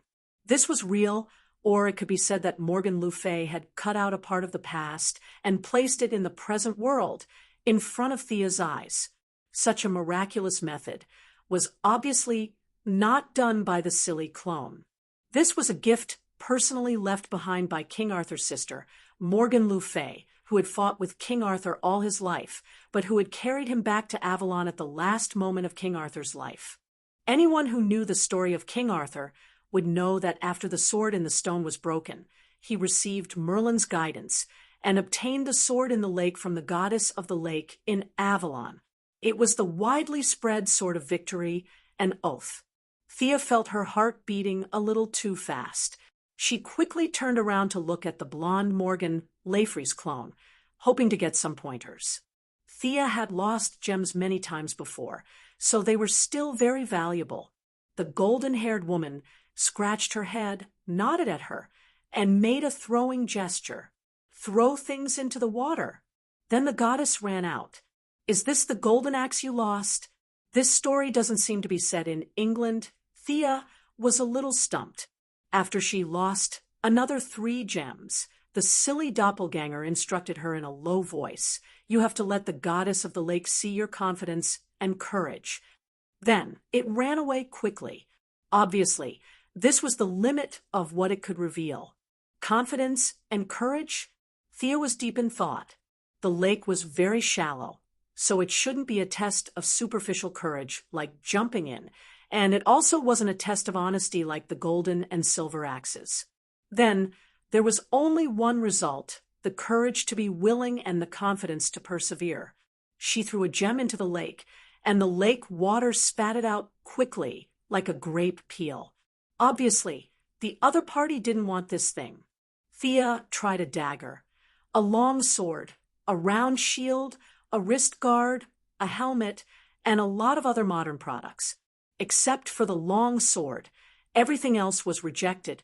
She must have set her sights on the long swords. Shia was a little scared as she threw a few long swords into the lake. The lake water only swelled up, and she could vaguely hear the banshees singing. As a female, she was completely immune to this kind of singing. However, the other party's message was very clear. Continue. You can't trap a wolf without risking your child. Thea took out a long sword with a magic circle engraved on it from her space ring. This was a gift she prepared for Thea's 8th birthday. The body of the sword was made by Diana, and the magic circle was drawn by Thea herself. The sharpness of the sword was almost indestructible. She threw it in with a whoosh. The lake water was filled with cheerful emotions, but the goddess of the lake still didn't appear. Thea took out a few swords that the Church of the Cold Flame had offered as a tribute. Some could increase the wearer's charm, some could automatically become invisible when held in the hand, and some could let the wielder breathe underwater. Her heart was bleeding. She threw them in one by one. The lake water was already showing signs of boiling, and a few faint whirlpools were forming, but some key forces were still missing. She was so greedy. Thea felt her blood pressure rising. She only had 3 swords left in her hands. They were the fake godslayer she obtained from Paradise Island, the real Ares must-die sword, the nameless magic sword forged by the demons, and the Merlin sword. The godslayer was rarely used now. Logically speaking, this sword should be the first to be used as a sacrifice. However, Thea thought of her feelings for Diana, and the symbolic meaning of this sword was greater than its actual meaning. The magic sword was also rarely used in battle. Thea valued its ability to absorb and its high quality. This sword was a key tool to deal with Black Adam in the future, so she couldn't give it up now. Then the only choice left was the Merlin sword. This sword faintly resonated with her bloodline and contained a trace of luck. Thea had just tasted the sweetness of it, and she didn't want to give it up. Was this a test of courage? The Godslayer represented feelings, the magic sword represented the future, and the Merlin sword represented luck. She had to make a choice between the 3 swords.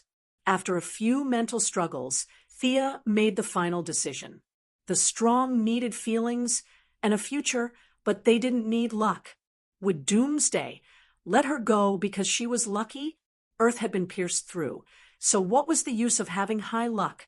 Reason told her that it was easiest to give up feelings.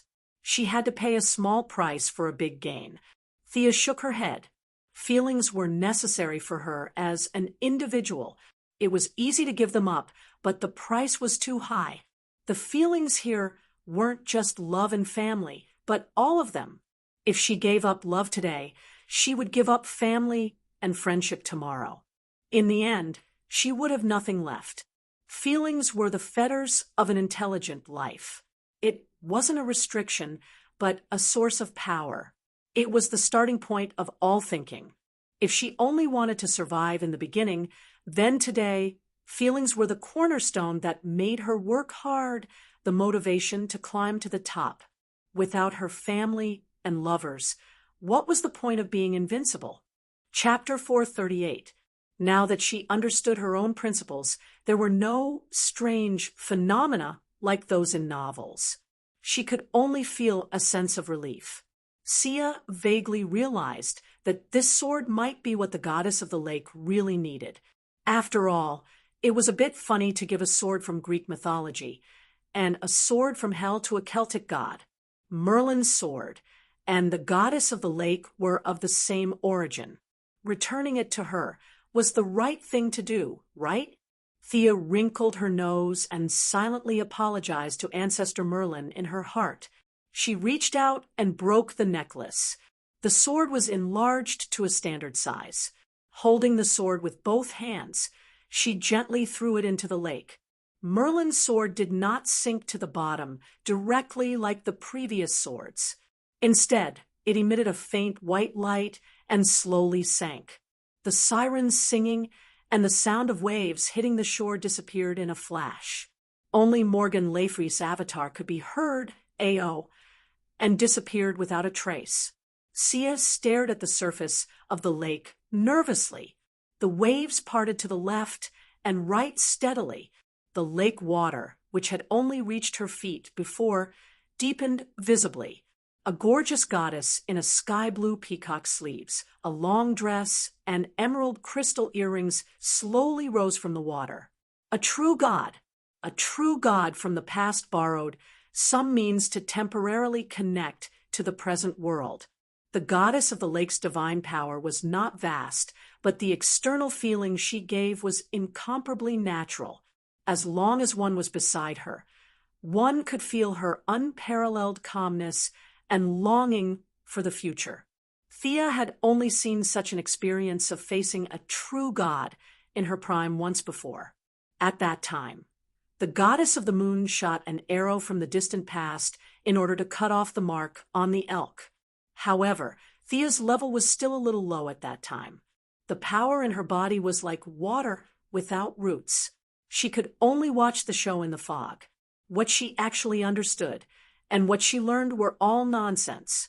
Although Thea had not yet reached the stage where she was angry with Horus, this was her own timeline. The world did not reject her. Her vision and knowledge were far better than the empty shell with only power. The goddess of the lake today could let her see a lot of things. Her character and inner thoughts were not the path she wanted to take, but this close feeling of the goddess of the lake's power still benefited her a lot. The goddess of the lake did not speak. She just held her hands flat, as if she was holding something, and walked slowly towards her. Thea heard shouts of encouragement and support. Of course, there were also doubts and questions. She didn't know if this was real or just a figment of her imagination. She tidied up her clothes and walked steadily into the lake. Thea clenched and unclenched her fists a few times. In a tenth of a second, she recalled her experience in the past 5 years. She took a deep breath and reached for the empty hands of the goddess of the lake. It had a physical body.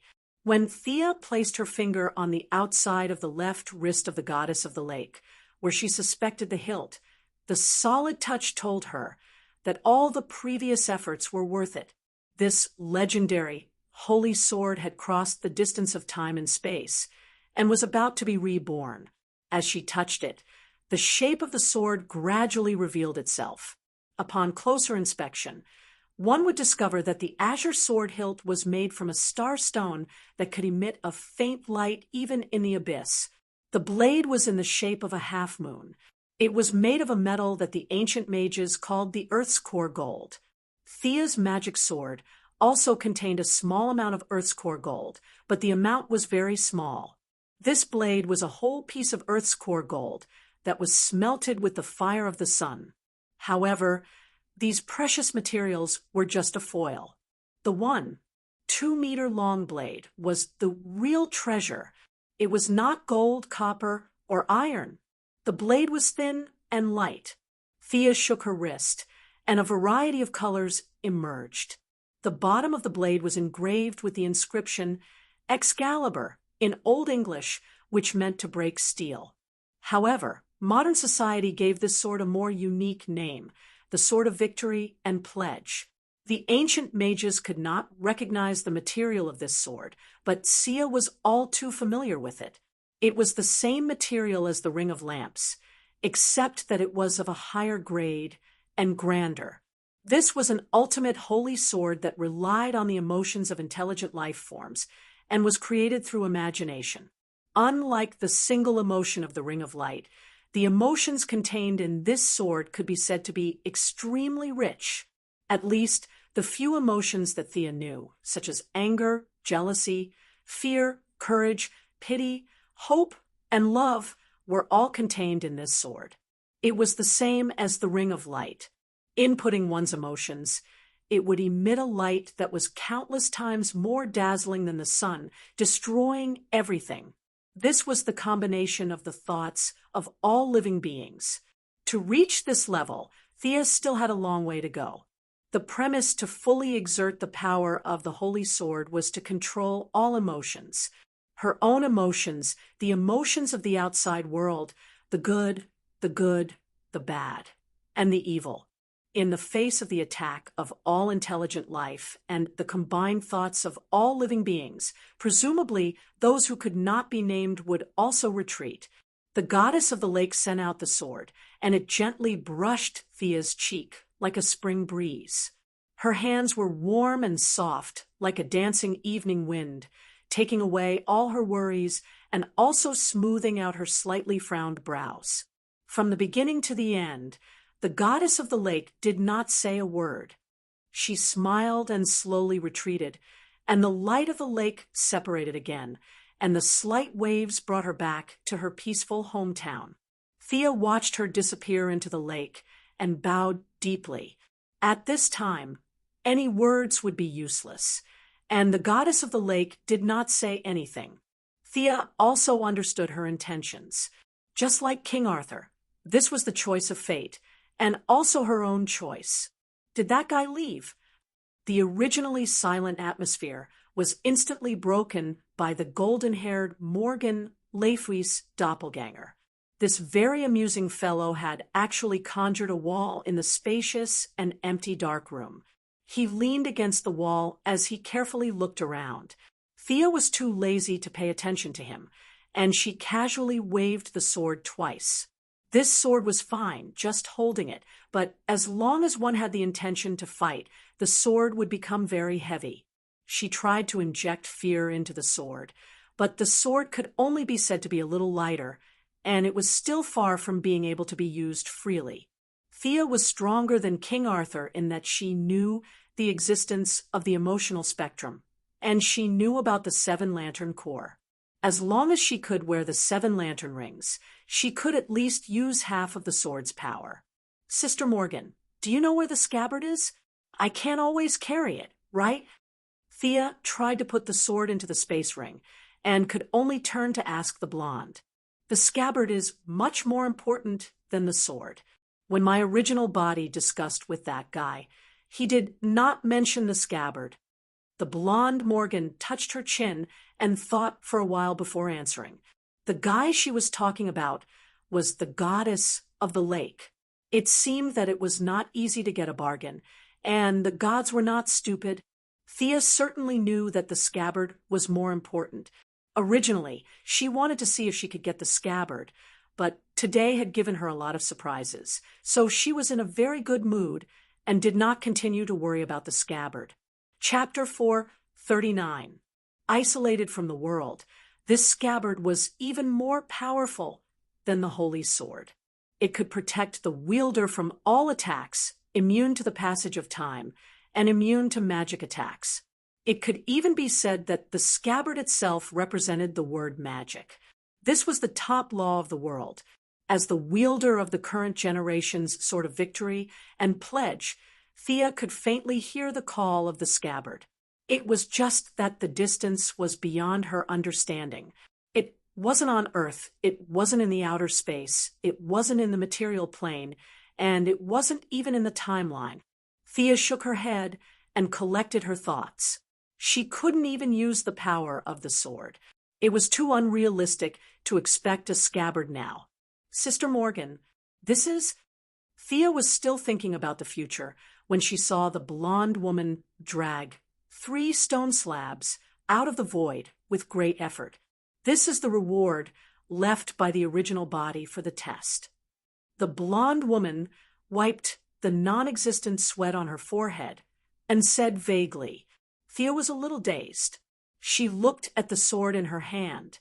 Then what was that just now? That was the test of the goddess of the lake. You didn't think that the original body would reward you with a warrior's sword, did you? We're mages. Of course the reward is related to mages. The blonde woman said while looking at Thea as if she were stupid. Thea didn't want to argue with her about warrior and mage. The meaning of the holy sword was far beyond such a mundane definition. This clone looked mature and beautiful, but in fact, her intelligence was not as good as Damien's. There was no harm in following her words. This was the only experience she had in dealing with naughty children in the past 2 years. The dark gray stone slabs were very heavy. 2 of them emitted a faint white light, while the other one was shrouded in a faint black aura. Thea gently placed her hand on the stone slab that emitted a white light. The stone slab's surface was incomparably smooth, but when one's spirit power penetrated it, one would discover that the stone slab contained a wealth of knowledge.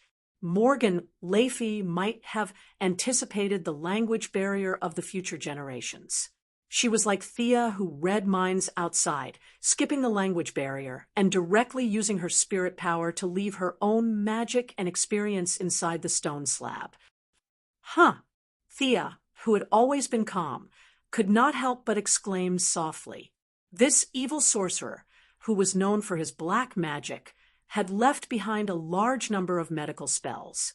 Much of the knowledge was related to modern medicine, but it would take a lot of time to read all of them. The 2 white stone slabs contained medical knowledge, while the last black stone slab recorded necromancy and black magic. This knowledge was far more precious than Sargon's memories. In essence, it made up for the shortcomings of Thea's profound theories. It was what she needed the most right now. Big Sister Morgan, what level has your main body reached? Can one really reach the peak by simply accumulating magic power? To be honest, Thea wasn't very sure about her future. She couldn't compare to Superman and his gang. In this era, where the old gods had passed away and the new gods were born, she didn't even know who to ask if she wanted to reach the top. She just walked forward like a blind person groping for an elephant. She could not find the answer on Earth, and there was no way she could go to planet Tianchi and knock on Darkseid's door. Hey, Blue Fatty, tell me how to become the god of magic. Darkseid could kill her in seconds. Previously, she had thought that she could become a god naturally after obtaining the divine power of Black Adam and Shazam. However, after a brief interaction with the goddess of the lake, she realized that she had been too naive. She might need power, but so did her level. She always felt that she was lacking something compared to these gods. This was the real reason why she had asked Morgan's clone. It was rare for the blonde Morgan to be so serious. He sized up Sia from head to toe with a probing gaze. Your main body must have left this world. As for you, you haven't grasped your true power. The blonde Morgan stroked her chin and pointed at the unicorn tattoo on Thea's shoulder. This thing not only gives you power, but it also limits your future achievements. You can only reach the top if you become one with it again. Become one with the tattoo again. I don't quite understand what you mean. Thea didn't expect to get such an answer. You call this a tattoo? All right, it's up to you. Your tattoo is actually a reflection of your inner self. Light and darkness, hero and criminal. These are the choices that fate has given you. But you went against the arrangement of fate. You walked on a completely new path. Your several possible futures were condensed into this tattoo. It represents what you could become. You must completely embrace everything about you, such as justice, evil, rationality, passion, and all these other things. Morgan's clone was a little stumbling as she explained.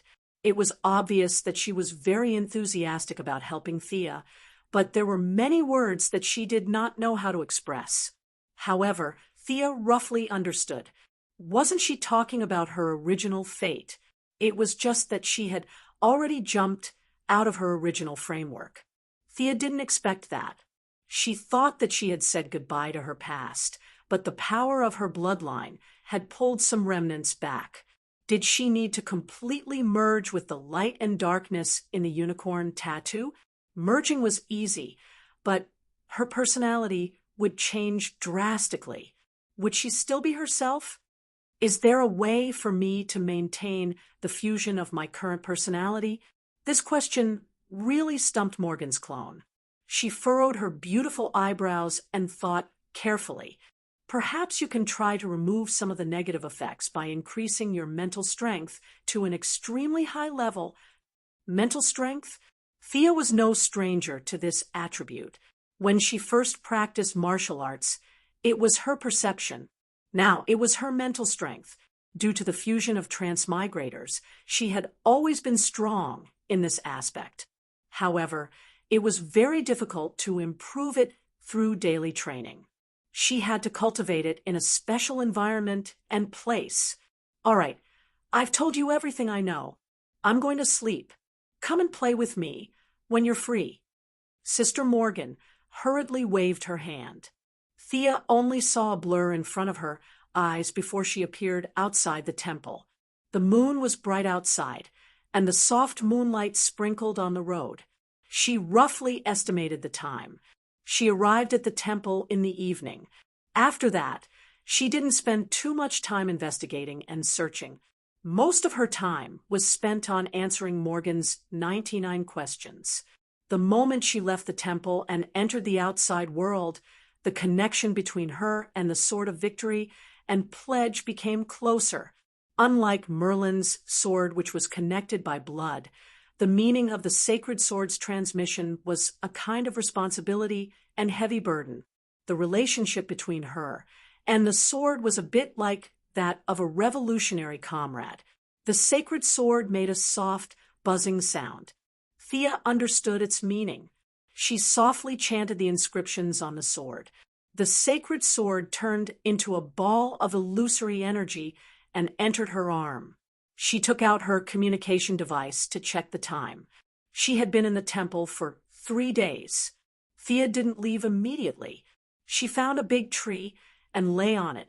She looked at the moonlight and began to think about her future path. Chapter 440.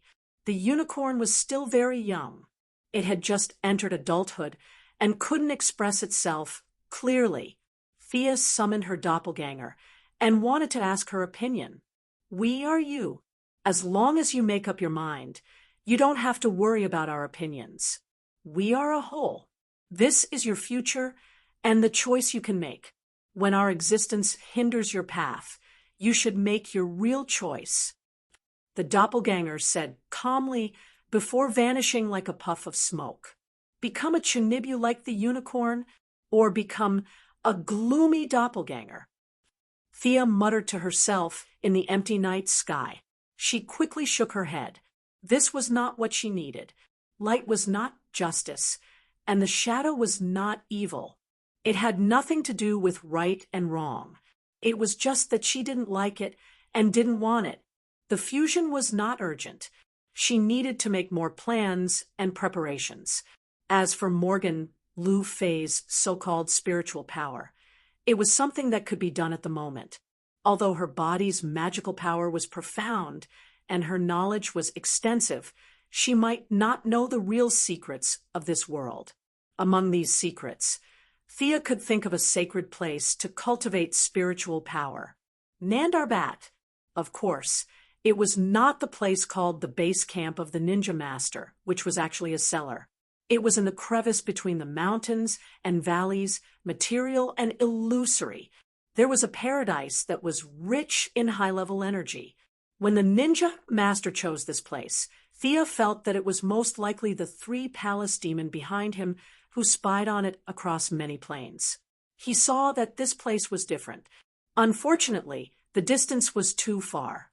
Even with the strength of the great demon king, he could not find the real secret place. If the current Earthlings were the 5th generation, and Atlantis was the 4th generation, this place was the treasure left behind by the original civilization of the Earth. Aware that their civilization was about to be destroyed, on the eve of the upheaval, these wise men of the ancient civilization gathered the spiritual power of the entire race and forcibly opened up a space. All of their people abandoned their material bodies and lived here in the form of spiritual power to avoid the inevitable disaster from the outside world. The original plan was good. Their spiritual power was preserved, and to a certain extent, they were immortal. However, the 2nd and 3rd generation civilizations of the Earth appeared one after another. Without the support of a physical body for a long time, even the leaders with iron will could not withstand the erosion and baptism of time. They had forgotten their names and their mission. Tens of thousands of years of emptiness had caused them to be severely polarized. The kind were more kind, and the evil were more evil. The weak spiritual bodies were all abandoned. Many champions walked out of the spiritual space, some helping the new civilization to build a new home, while others hated these people for taking their place, stirring up trouble, and committing all kinds of evil. They had all forgotten that the other party was once their kin, and the result of attacking each other was the destruction of all of them. As the world changed, civilized societies continued to rise and fall, and after that, a new cycle began. Their weak clansmen had been left behind in that eternal spiritual space. Even in the books of the gods, which claimed to be omniscient, there were very few records of their former glory. They had been completely forgotten, both physically and spiritually. When Zeus and the other gods fell into a deep slumber, mankind entered the fifth era. Many devout monks, bishops, and imams of Tantric Buddhism had their spiritual power skyrocketed before they died. They vaguely saw that place. From the few words they left behind, mankind named that place Paradise Lost, Heaven, Pure Land, and so on. Of course, this was the definition and perception of heaven by secular religions, not the heaven that actually existed. Thea arranged her own matters and came to this area alone. She wanted to find the entrance to Paradise Lost.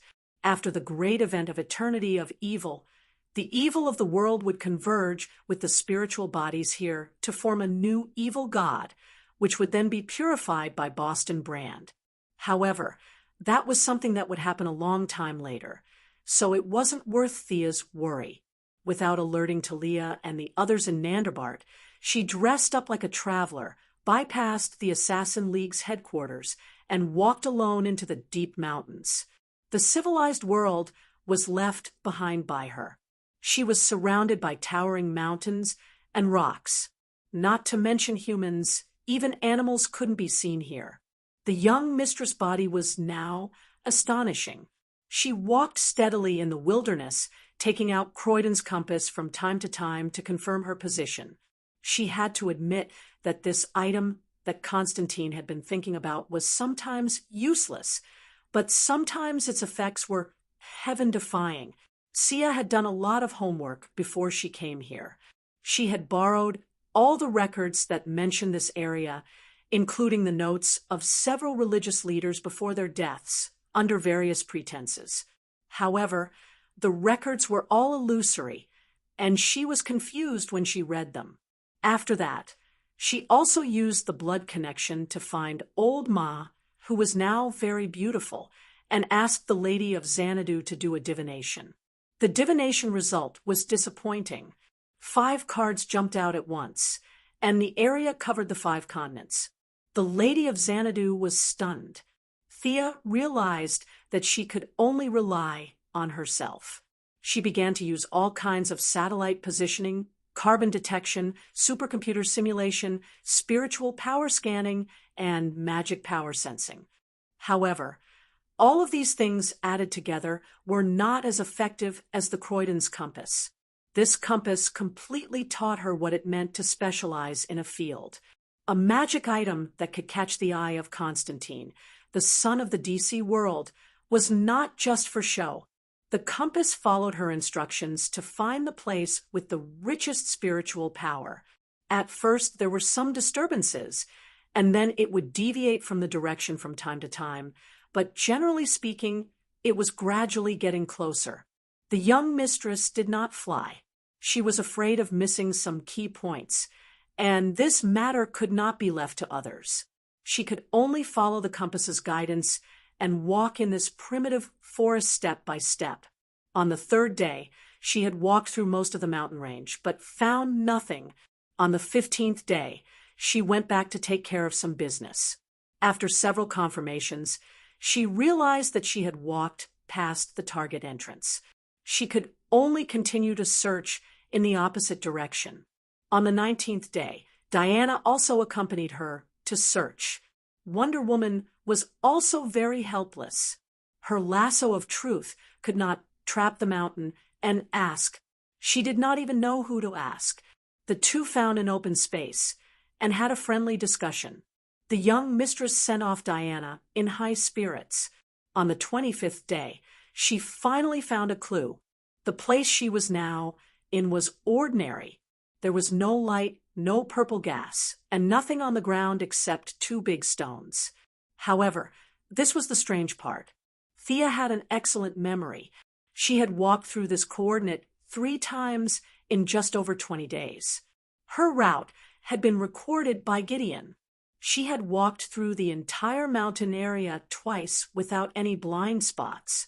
Along the way, according to the compass's guidance, there were 7 or 8 places that she had walked through the same place twice, but only this place was the same place 3 times in a row. Chapter 441. Thea took out her compass and paced around. The needle of the compass went from south to north, and when she reached a certain point, it spun like a windmill. It's here. She sat in the same place. After more than 20 days of searching, she was exhausted. She still had plenty of physical strength, but she was mentally exhausted. She needed to recover and face any unexpected situations in a relatively good state. There's nothing in the sky, so it must be underground. Thea did not simply close her eyes to rest. In the original timeline, it was Nimnikro who messed around. He was tricked by the fake magic book and caused a series of changes in Nandarbat. Only then did Paradise Lost reveal a tentacle from the spiritual world. Now, nothing happened. This small world had been hidden for tens of thousands of years, avoiding the prying eyes of countless true gods. Its hiding ability could be said to be very unique.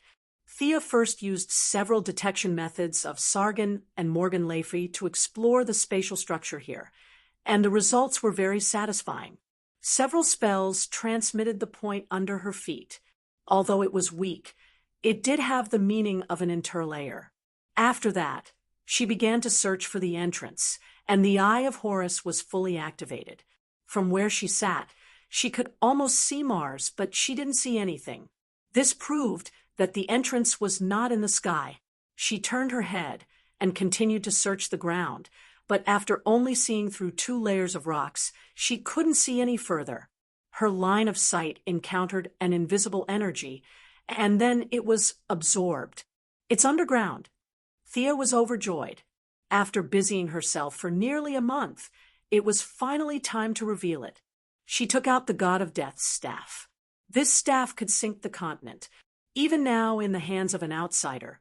Thea, its power was less than 10%, but a simple hole was no problem. The staff gently touched the ground, and she felt the throbbing of the veins. This artifact of Atlantis clearly told her that there was a cave under the rocks. Thea no longer hesitated.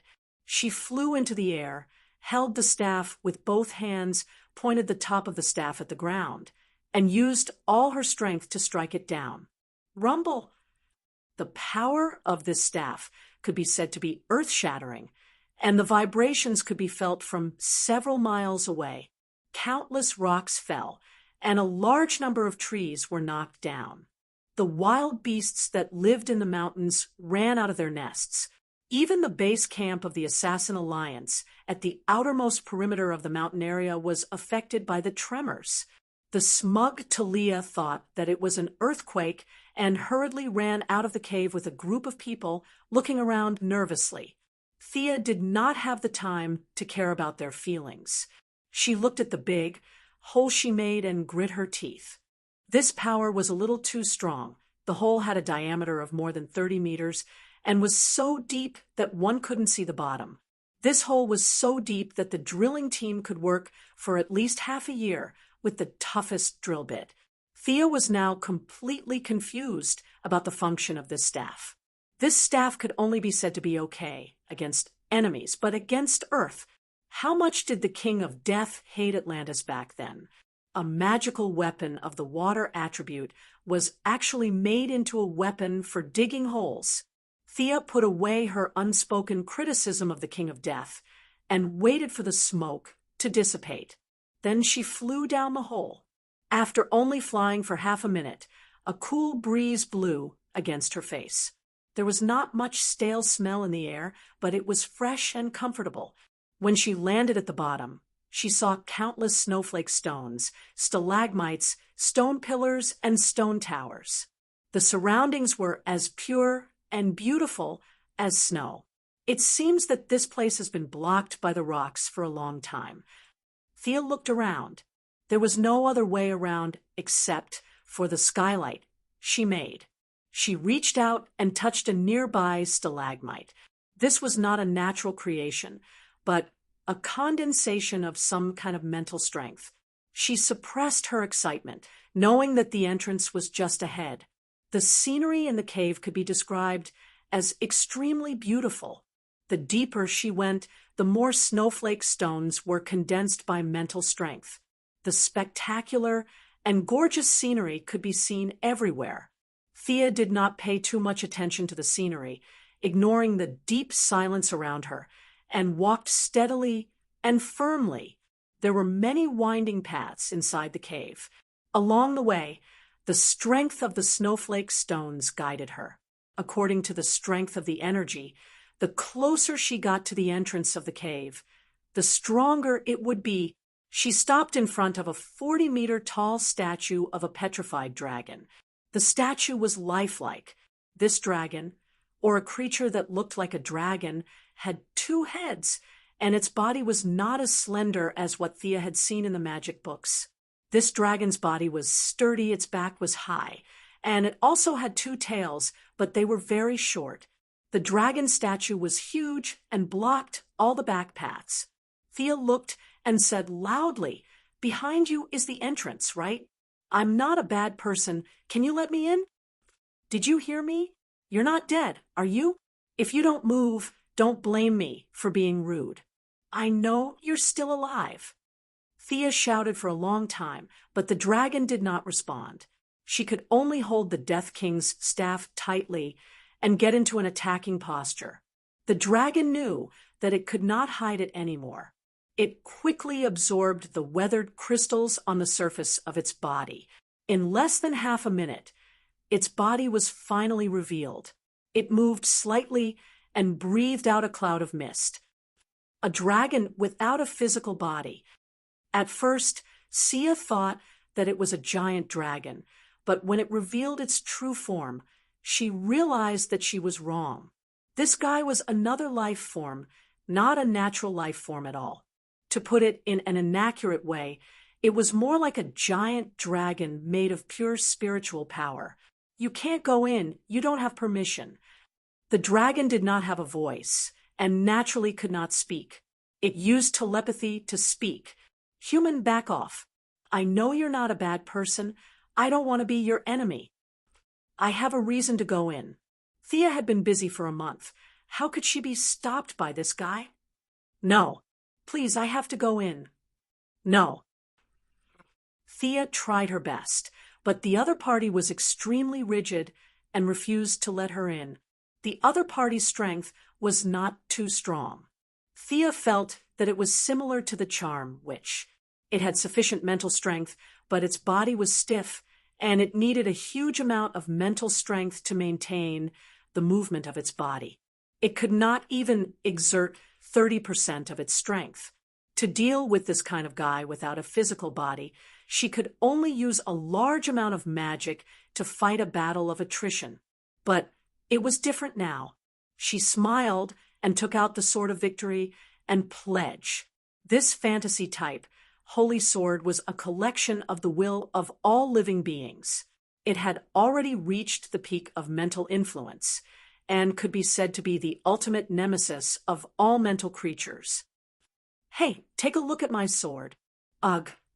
The 2-headed dragon's mental body flickered when the Holy Sword was taken out. Although it had never seen the sword, it could see the structure of the sword clearly. This sword could casually stab 100 or 80 creatures like it, which were made of spiritual energy. It was fine to deal with enemies with physical bodies, but to deal with an incorporeal body like it felt like it would die without a cause. It was a little scared. Chapter 442. However, The dragon was very stubborn. It knew that Thea's sword could kill it easily, but it still insisted on its duty and stood at the entrance, looking at her nervously. The young lady was in a bit of a dilemma. The sword of oath and victory was powerful, that was true. It also had a lot of restrictions. The spirit power dragon in front of her was loyal to its duty, and the holy sword didn't want to hurt it. If Thea forced herself to control it, there would be a barrier between her and the sword. Both sides would have a bad first impression, and it would be difficult to change it later. From another point of view, the dragon was both a guardian and an extraditer. Without its support, Thea couldn't enter that illusory world. Feeling that she didn't do anything further, the spirit power dragon was secretly relieved. It was not afraid of death, but it wouldn't ask for it either. After hesitating for a while, it proposed a compromise that it didn't think violated the rules. Find someone who is qualified to enter Paradise Lost, and let him invite you in. That's my biggest concession. Thea smiled. She could accept this result. As you wish, guardian. After that, she sat down. If it was someone else who met this condition, it would be hard to do. There were 6 billion people on Earth who was qualified and who wasn't. It would be hard to find a clue in the sea of people. But she knew this plot. Thea came here because of this plot. She knew who was qualified to enter this place. Many years ago, there was a little boy who entered the paradise of negligence in his dream. The reason was unknown, and the purpose was unknown. He thought that everything was just a happy dream. In fact, there was a real world inside, a world that was completely made up of spiritual power. This boy was none other than the dead man, Boston Brand. He had little contact with Thea, but he saw her as a god in his mind. The spirit power dragon was a bit surprised that Thea was sitting still. Logically speaking, shouldn't she be looking for someone who was qualified to enter Paradise Lost? Was she going to sit still and protest? But it was very patient.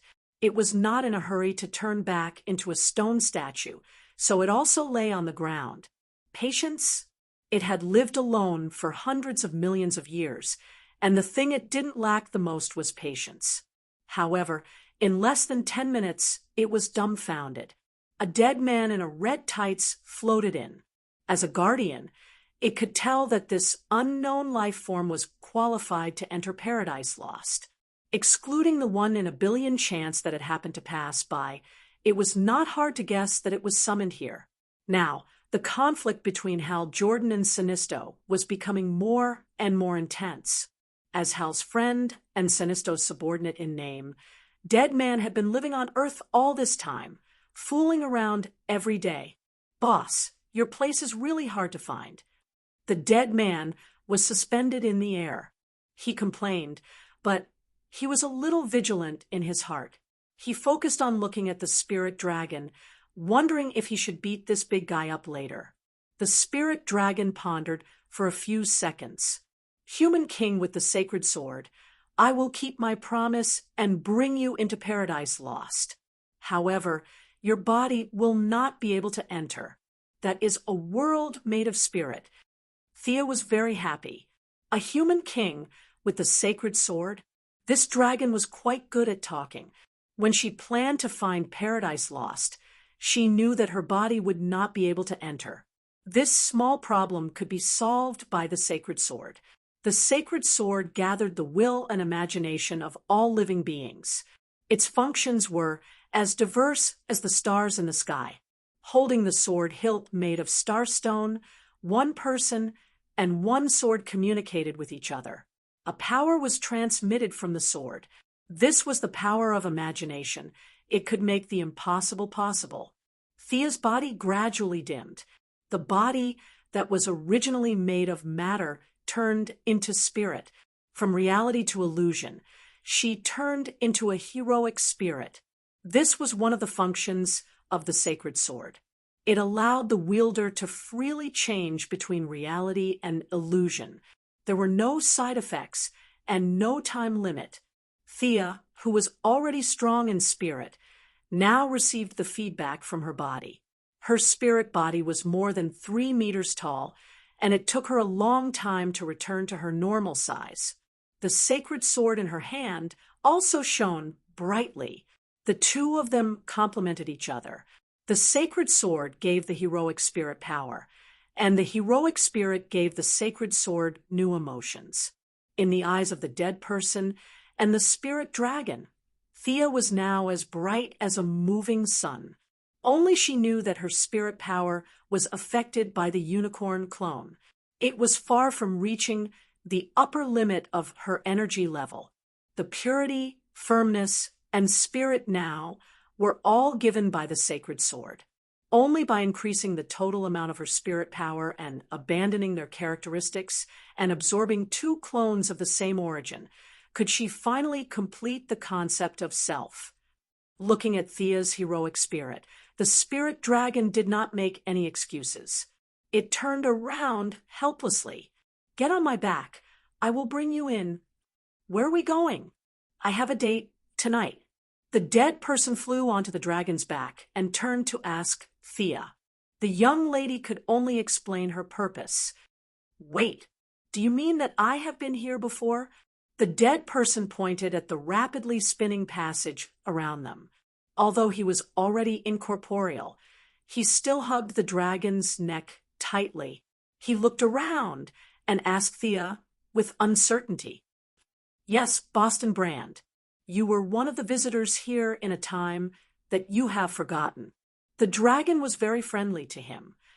"This is the gap between the universe, time, and space.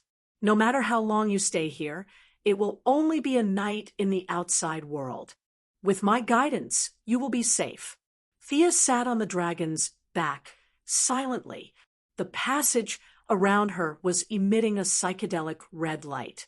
With just a casual glance, she saw countless people and countless affairs, wars, plagues, celebrations, and harvests. Countless good and bad things were presented before her eyes. Even with her current brain power, it was tiring to accept so much information at the same time. Endless passages and endless universes spun before her eyes. She simply closed her eyes and focused on communicating with the sacred sword that she had absorbed into her body. The dragon explained and stopped talking. It could be seen that it was also a quiet person. After that, the short journey was left with the screams of the dead person. "That 2-story building over there seems to be my house in Gotham." "Hey, brother, aren't you a dragon? Why are you spinning while flying? How long will it take? You won't keep flying until you die, right? Although I'm already dead, you're spinning too fast. I think I'm the first dead person in history to vomit out a spirit stomach." Sia's forehead popped up like a watermelon. This guy was too talkative. "Shut up, dead person." Although that was what she said, the dead person could not be blamed. The dragon was like an acrobat, rolling continuously in the countless passages. Thea only felt that she was spinning with him. At first, she was sitting still like a grandmaster. Later, she could not stand it anymore. She hugged the other neck of the dragon and watched it gradually fly into the depths of the passage. Chapter 443. Time seemed to have lost its meaning here. Thea was like a traveler who had fallen into a quagmire. She hugged the dragon's neck and watched it perform its flying skills as if it was courting death. The dead people who were shouting beside her were also completely speechless. Only the dragon was still happily drilling towards the end of the passage. Thea felt that this fellow must be taking revenge on her for scaring it with the holy sword. Otherwise, why would it drill into the 100-meter-wide passage in a spiral? It was too late to say anything now. She could only hope that this path would end soon. After enduring for an unknown amount of time, her heroic spirit body felt that she had passed through a tough barrier. The fiery red passage was replaced by a dazzling golden light. "We're finally here." The young Miss didn't have a physical body now, but she still took 2 deep breaths. This journey was really too challenging. "I'll send you here." I hope you have a good time here. The dragon's words were normal, but looking at its 2 heads and 4 eyes, one could tell that this fellow was overjoyed. After saying that, it turned around and flew to the other side. After the dragon left, Thea had time to look around. As far as her eyes could see, there was at least 100,000 kilometers of land. She could imagine how powerful the people who had created this place were. But now, as far as her eyes could see, there were mountains and a large amount of vegetation covering it. Through the gaps between the trees, she could see traces of ancient buildings scattered all over the place. The departure of many powerhouses gave this small space a chance to breathe. Without those powerhouses absorbing the world's origin every minute and every second, the people they left behind lived a good life. However, this place was forcibly created. Without those powerhouses guarding it, the counterattack of the world's consciousness forced these people to retreat step by step. As far as Thea's eyes could see, she could only see traces of civilization in the valley about 2 miles to the west. In this world of psychic power, it was like a paradise, shining with so much light that even Thea's eyes found it dazzling.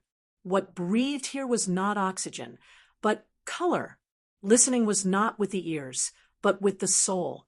It was a very comfortable place. Thea stretched her body. Not only did she feel comfortable, the holy sword in her body also transmitted waves of joy.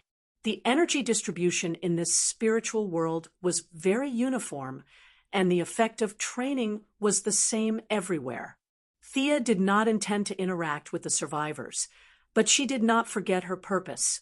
Sitting cross-legged, she used a method from Sargon's memory to meditate. Boss, you? The dead man, whose spiritual power is far weaker than Thea's, finally recovers. Seeing Thea sitting cross-legged, he is a little confused. What about me? What am I going to do? Can I leave now? Boston Brand, welcome home. A blue-skinned old man suddenly appeared on the left side of the two. Thea raised her eyebrows slightly. Sensing that the other party had no ill intentions, she calmed herself down and continued to immerse herself in her own world. The old man continued talking to the dead man as if he didn't see Thea. I've seen you in my dreams. The dead man, who was carelessly grabbed by the young lady as a key, finally remembered something and looked at the old man with some surprise. When you were 5 years old, you were beaten up by your parents who loved drinking more than they loved you. After that, you begged for someone to take you away from that home. At that time, we heard your call. Your memory may have forgotten this place, but your heart is still here. Come, my friend, I'll show you around. The blue-skinned old man kindly extended his hand to the dead man. Thea nodded slightly, and the dead man walked to the other side with the old man.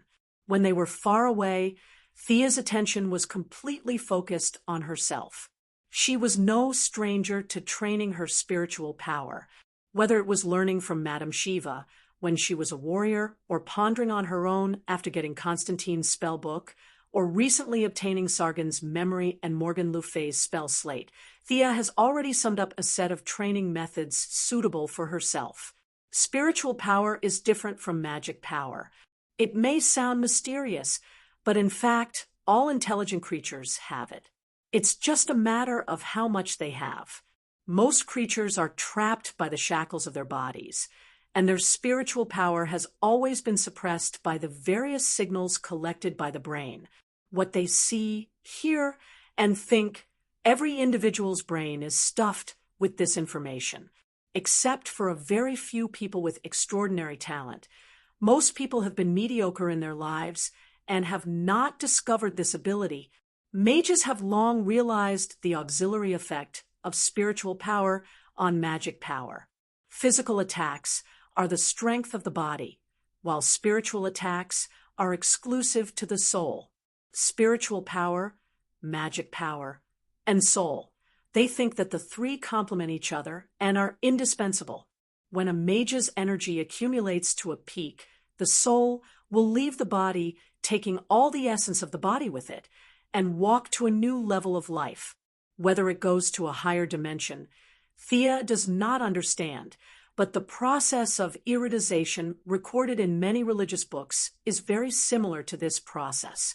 This legendary realm, although not divine, is better than divine. Thea did not think too much about it. Those levels are too far away from her. She only wanted to improve her spiritual power, merge with her doppelganger, and return to her original self. The fusion of two souls gives her a natural advantage in spiritual power. Now that she has entered this spiritual space, coupled with the feedback of some energy from the Holy Sword from time to time, her progress is now 100 times faster than in the outside world. There is no sun rising and the moon setting here, and there is no passage of time. Thea sat alone in the same place, motionless. During this time, the dead people finished their tour and saw that she was still working hard, so they did not disturb her and left the space alone from the other side of the exit. Without knowing how long it has been, Thea's spiritual power accumulates very quickly without the shackles of her body. If it was only a trickle before, now it is like a pure lake. Just when she wanted to complete part of the fusion, the Holy Sword stopped her. It is not time yet. Thea can only continue to accumulate. With the growth of her spiritual power, the whole spiritual space is affected. The earth trembles and the sky flashes. However, except for the blue-skinned old man who glanced at it from afar, the rest of the survivors did not care. For them, time is meaningless and survival is meaningless. Living or dying will not make them frown. That is, Thea is busy with her own things. Otherwise, she will definitely complain that these guys are so numb to the extent that they will not be surprised even if the sky falls. When Thea's spiritual power breaks through a certain threshold, the new function of the Holy Sword is open to her. With the help of the special environment here and the emotions of the Holy Sword as a channel, she can now hear the pleas of many lives. As the chosen one of the moon god, she has the ability to hear people chanting her name at night. This ability seems cool, but it actually causes her a lot of trouble. Chapter 444. It was fine when she was unknown, but when her name became widely known, a large number of spam messages annoyed her. She was young, beautiful, talented, and wealthy. With so many advantages, how could she not be talked about? Unfortunately, her ability only worked at night. There were almost no people who sang her praises in the middle of the night. Most of the time, one or a few perverted men would call her name in a corner, and then they would have all kinds of fantasies, and even do some more disgusting things. This troubled her for a long time. These people did not deserve to die, and they did not even have anything to do with her. They just took advantage of her verbally. She could not kill them with an arrow from a distance. Could she? The number of these unscrupulous people increased as her fame grew. She could not go crazy and kill them all. She had no choice but to divert a part of her mental power to block the reception function of her ears. The super hearing of the Kryptonians was also blocked because there was too much information. The starting point was different, but the purpose was the same. The young lady could only choose to block it. Now, with the help of the Holy Sword, she could almost hear the calls and prayers of all living beings. When she wanted to unilaterally close the information channel, the Holy Sword stopped her, as if it wanted her to listen to what those people were saying. Are you sure? Thea had to withdraw from the deep meditation, meditating in the midst of hundreds of millions of voices. She did not have the willpower to do so, and she believed that not many people could do so. The Holy Sword's message was very warm, like an elder's relative. It was not forcing her, but encouraging her to try. Let's try. The skyrocketing mental power made her in a surprisingly good state. She could generate tens of thousands of thoughts in an instant. These were not messy thoughts, but orderly thoughts. She was like a supercomputer, doing countless calculations in a second. She was confident that she could take on some difficult challenges. As a humanoid terminal, she began to receive information from all living beings. At first, the Holy Sword only opened a small part of the channel. Seeing that she could handle it well, it slowly increased the speed of information infusion. Alice, I don't know if you can agree to my date. Will Father come to watch my baseball game? God bless me to return with a full harvest. Countless requests poured into Thea's heart.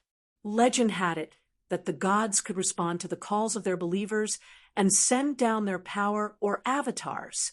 At that time, she didn't think much of it, but now Thea only lasted for half a minute before she wanted to curse. This was too tiring. She didn't need to do any further processing, nor did she need to make any response.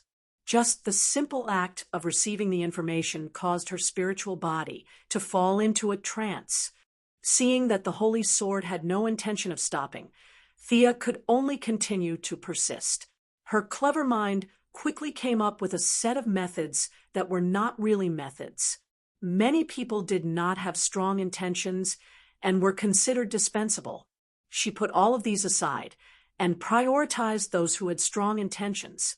Anyway, she did not need to deal with them. She listened to them as quickly as possible and moved on to the next one. Thea's spiritual power was rapidly depleting. At the same time, those who had strong desires seemed to feel that their prayers were being listened to. They were in a good mood and unknowingly returned a portion of their spiritual power.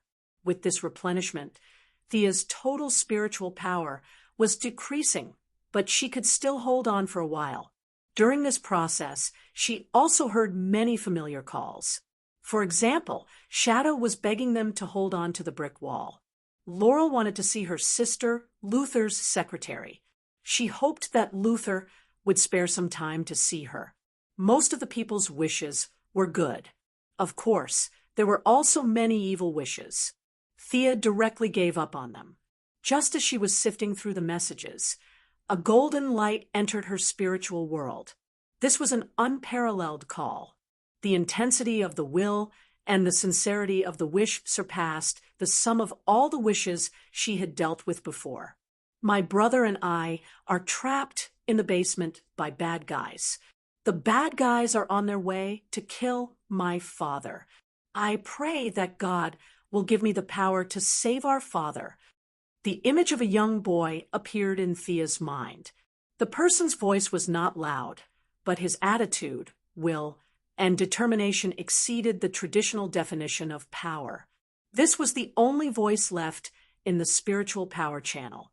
The combination of the war eagle and the white dove, Donald Hall, then the one next to him is his brother, Henry Hall. Through the construction of the medical cabin, Thea collected information on many people. She knew the brothers. They were not big shots in the world. The older brother was good at solving problems with violence. In Thea's eyes, he was just an ordinary person. However, the younger brother, Donald Hall, was an amazing person. His combat strength was negligible, but his holiness was unparalleled. Even the black lamp that swept across the universe could not shake him. Thea shook her head and chuckled. It seems that the war eagle and the white dove in the future were also made by me. Interesting. Combining the causes and effects, Thea knew what she had to do. She summoned the unicorn, the symbol of her light and holiness. The unicorn's spiritual body did not take human form. They were telepathic and understood each other's situation. Come on, Arthas, merge with me completely. From today onwards, we are no longer separate. The unicorn licked the corner of her eyes with its large tongue. Thea tugged at her ear. She did not feel good about not being able to see this cute pet again in the future. However, thinking that this was a fusion and not a parting of life and death, she steeled her resolve. Wiping the wet corner of her eyes, the unicorn also sensed her thoughts. The human and beast had already merged before, so they only needed to adjust the resonance amplitude. Come on. Thea completely opened her mind and welcomed the symbol of the future that fate had arranged for her. The fusion of the two spiritual bodies caused the space to tremble violently. The mountains, lakes, and forests formed by spiritual power were attracted by her and turned into pure origin power, providing power for the fusion of the two. Thea's consciousness was operating at high speed, leaving behind her power and origin power. As for the qualities and holy characteristics, they were wrapped up by her layer by layer, turning into a dazzling golden ball. This was the purest part of her. Thea believed that as long as she absorbed this golden ball, her moral character would undergo an earth-shattering change. Justice was good, and people yearned for it. She could carry the whole world on her back and move forward. She had the courage, but Thea did not like that image. She did not like to be a pure and kind person. That was not her character. The brothers, especially Donald, are rare saints in the world. They should meet your standards. Thea seemed to be talking to the unicorn after the fusion, but also to herself. This time, the fusion was complete. She no longer had the golden helmet and golden armor. What followed was a drastic change in her life level. Perhaps she was still not as good as Superman Diana, but there were very few people on this earth who could match her. This golden ball was more or less contaminated with some of Thea's essence and a small part of the unicorn's ability. The power inside could completely change the Donald brothers. Chapter 445. Thea had wasted some time, but for the Donald brothers, not even a tenth of a second had passed. Following Donald's shout, before he could finish, a voice that was far beyond the limits of their imagination rang out in their hearts. Power. You desire power? Then I'll give you power. Thea did not intend to scare them, but she was too far away from the material world, so she could only communicate with them telepathically. However, she neglected the fact that they were just two ordinary teenagers, while she was not bound by her body, and her spiritual power had increased by 100 times, so the difference between them was unimaginable. Seeing that the two brothers were dumbfounded, Thea felt that it was a good time to throw the golden ball over from the other side of the passage. The golden ball automatically split into two parts according to her will and fused with the two brothers. The older brother, Henry Hall, received the larger part of the power according to his own wishes, while the younger brother, Donald Hall, received the heart of justice and holiness. The originally noble nature was now sublimated to a level that even Thea was amazed. This was not 1 + 1 = 2, but a qualitative change in faith. The soul of this young man named Donald Hall was overflowing with golden light. Even without testing, Thea could imagine that he was almost immune to soul magic and dark magic. It was too pure, and except for those who could not be named, no one could do anything to his soul. The two brothers both received the flying ability of adult unicorns, as well as physiques that surpassed ordinary people. The older brother received more power, while the younger brother received more virtue. When you're in danger, summon the war eagle and the white dove to awaken the power in your body. Go, do what you need to do. The flow of time between the two worlds was very different. One side flowed rapidly, while the other remained motionless. Thea had to do her best to stop the erosion of time, and it was very difficult for her to resist. She simply told the two brothers how to use it and unilaterally cut off the connection. The noble qualities were not wasted, and the power was entrusted to those who needed it. Next, whether the two lived or died had nothing to do with her. They were not her family, friends, or subordinates, so Thea quickly put them to the back of her mind. Thea spent a lot of time fusing with the clone that represented the dark side. Thea's personality was more unique and unique. In order to extract her essence, Thea spent a lot of effort. Compared to the unicorn that represented light and justice, the dark element doppelganger was the one that resembled her the most. In order to prevent this part of her personality from being corrupted, Thea could only be extremely careful. Slowly, bit by bit, she analyzed the doppelganger bit by bit, leaving behind her mana and her elemental attributes. However, his several attempts to condense had all ended in failure. The magic power of the main body and the doppelganger was too deeply entangled. It was simply impossible to condense the magic power like the unicorn. The courage to do so. After failing for the third time, Thea reached out her hand and stroked the holy sword. She knew that it was time for her to make up her mind. As she waved her sacred sword, a large amount of magic power wrapped around her clone's personality, and abilities were forcefully sliced out of her clone's body. There were no visual effects of flesh and blood flying everywhere, nor were there any heart-wrenching cries of pain. All that was left was the trembling of her soul. That was really painful. Thea's spiritual body had been severely damaged, and her total amount of magic power had been reduced by 20%. However, looking at the black mist-like object that was still baring its fangs and brandishing its claws in the spiritual world before her, she knew that her work wasn't done yet.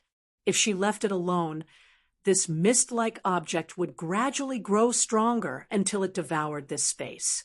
Then, if nothing unexpected happened, it would transform into a human form and return to the material world to madly seek revenge.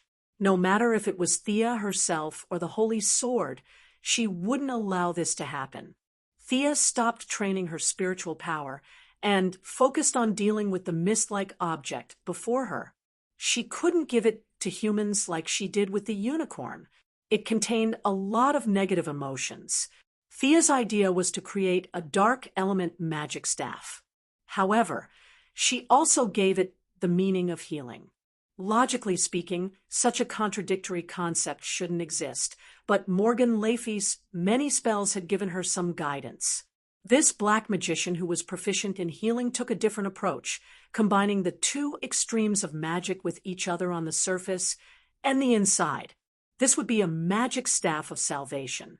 It would save others and also save oneself. Every time the user waved the magic staff to heal others, both the user and the magic staff would have a new experience.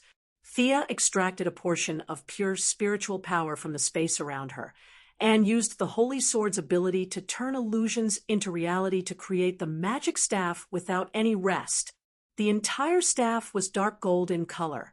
At the top of the staff, there was a golden snake curled up. Although it wasn't as good as Diana's forging ability, it wasn't difficult for her to make a magic staff. After an unknown amount of time, Thea sat down on the ground, exhausted. The magic staff was finished, but then came the problem. This was a part of her body. If she used it herself, it would return to her body in 2 days. All her previous suffering would be in vain. Then, who should she give it to? First of all, the user had to be of the dark attribute. Secondly, it couldn't be someone with ulcers on the head and pus on the soles of their feet. Lastly, it would be even better if the user was a woman. Through the Holy Sword, Thea opened up a spiritual power channel and listened to the wishes of all living beings. She began to search for the lucky person like an old grandpa. Facts told her that it was really not easy to be a qualified old grandpa. Some people had potential but no talent, and some people had talent but no potential. Without intelligence screening, without a search engine, she could only look around and try her luck. People who thirsted for power were everywhere. However, less than 1 in a million people had talent for magic. Thea didn't have the time to open the bloodline of those few people. She couldn't find anything after searching everywhere. She could only set her sights on the creatures of the small planes. She didn't dare to go to heaven or hell. People didn't want her magic staff that used the dark attribute to cast healing spells. Many intelligent beings in the interlayer spaces were her only choice. When her gaze swept across a small plane that was lower than the material world and higher than hell, a three-headed, six-legged monster with snake hair and 6 scarlet eyes attracted her attention. All kinds of negative emotions from hell filled this small plane. This place was filled with monsters formed by malice. Compared to these monsters, the one Thea saw was short and thin. Although its body was also formed by malice, Thea's spiritual power had increased by 100 times. She could still see a trace of light in it. This was probably the reason why the monster was so thin. Are you willing to help others? Are you willing to heal this world? Thea's question rang in the monster's heart. The monster was really shocked. It kept roaring, trying to scare away this invisible enemy. Can't you use telepathy? Thea was also helpless. She couldn't pretend to be an old grandpa anymore. She might as well just throw the item to the monster. Chapter 446. When the staff was about to leave her hand, Thea realized that she had to completely sever her relationship with the staff. From now on, the staff was the staff, and she was herself. It was best for them to have no connection. I am Asclepius, the god of medicine. You have the light that you haven't realized yet. You are worthy of redemption. I give you this staff. Save yourself, and I hope you can save the world. She did not leave her name, nor did she leave the names of Diana, the moon goddess, and others who were related to her. Instead, she borrowed the name of the god of medicine in Greek mythology. The son of Apollo, the god of light in the myths and legends, had never appeared in Thea's memory. Saving people with a snake staff was his standard image. Although she had used his name, it was a good thing. Presumably, he would not mind, right? On the other side, the snake-haired monster looked at the staff that fell in front of it. Its 3 heads searched up and down, left and right, but found nothing. Finally, it boldly grabbed the staff. Save the world and save yourself. You have woken up from the abyss dream. From now on, your name is Nurse Nightmare. The snake-haired monster was affected by the residual magic on the staff. Its illusory body gradually shrank, and a somewhat vague female figure gradually appeared. Thea left a sentence that confused her, and unilaterally closed the passage. Like the brothers Warhawk and White Dove on the other side, these 3 people were not her subordinates. Whether they lived or died in the future, it had nothing to do with Thea. What they could do was entirely up to them. Although her magic was damaged, her spiritual power had increased by a lot. Thea was a little surprised. She was no longer a noob. Such an increase for no reason could only mean that her physical fitness had improved greatly after the fusion, and it was reflected in the spiritual world. She could not practice her spiritual power anymore. Her main purpose had been achieved. She needed to return to the material world to adapt to her new body. Sorry to disturb you. I'll take my leave now. The blue-skinned old man, who acted as a guide for the dead people, had been watching from a distance. When she stopped, the old man slowly walked over. Thea thanked him politely. The old man was very kind. You're welcome as well. From now on, this will be your home. Even Thea could not stand it anymore. She had absorbed at least 1/10 of the remaining spiritual power in this world. However, she was not regretful and was even welcome to come again. This made her feel a little ashamed. He had the heart to repay something. A check? They were all spiritual bodies, so they were definitely useless. Gemstones? Similarly, he couldn't bring it in. Thea was a little worried. Looking at their lifeless city, she suddenly had an idea. Let's create something for them to pass the time. They had no use for the few pastimes of modern society, so Thea directly used her spiritual power to shape them and used the holy sword to give them life. She created a lot of small animals. What made her sigh was that the first small animal she had unconsciously made was a unicorn. She felt a little sad, so she hurriedly composed herself and made a lot of pandas, raccoons, huskies, and other small animals that looked very silly and cute. I hope these animals can bring you laughter. Before Thea left, she had already seen a few residents of the city looking at the small animals in fear. Then there was a burst of exclamations. She did not stay for long. Following the old man's instructions, she left this world from one side. This time, there was no two-headed dragon to perform acrobatic flying. Almost as soon as she took her first step, her body was already outside. It seems to be north of Nanderbart Mountain. Thea was familiar with the mountain elder. She looked at the surroundings and determined her location. Now that she had removed her spirit form and returned to her physical body, it would definitely cause some strange phenomena. Thea quickly left the scene and stood in a nearby cave. Come. She held the holy sword in her hand and turned her wrist. The colorful brilliance of the sword instantly filled the cave. The body made purely of spiritual power quickly disintegrated.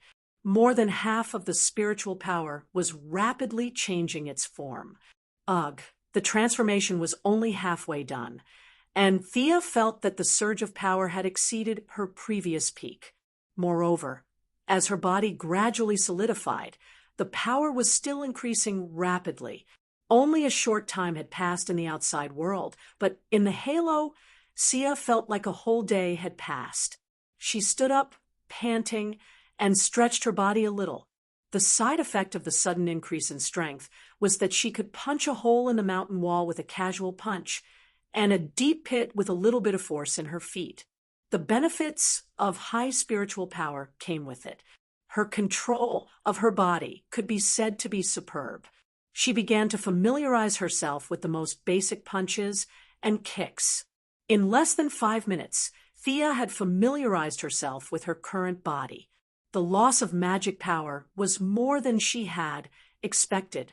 The sword had at least cut off 30% of the total amount of magic power.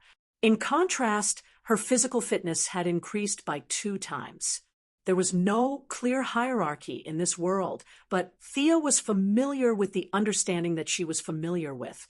She was barely able to divide it into a few stages. There was a benchmark here, and that was Diana. Her strength should be at the level of a high-level demigod.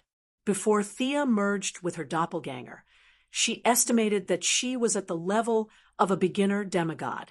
Now, even without magic power, she could be regarded as a mid-level demigod, only in terms of physical strength. If she added all kinds of equipment and magic, the gap between her and Diana would be very small. She had absorbed a part of the divine power of Horus, Isis, Ares, and Artemis, the 4 gods. Logically speaking, she should be very powerful. However, in the actual battle without using magic, she had been suppressed by Diana. She did not show how powerful she was at all, until today, when she merged with her 2 doppelganger. She suddenly realized that her strength had always been in a state of dispersal. Now, she had her true strength, or this was the strength she should have had. When she was a heroic spirit, she could wear the space ring, but she could not take out anything. However, all her clothes had turned into ashes.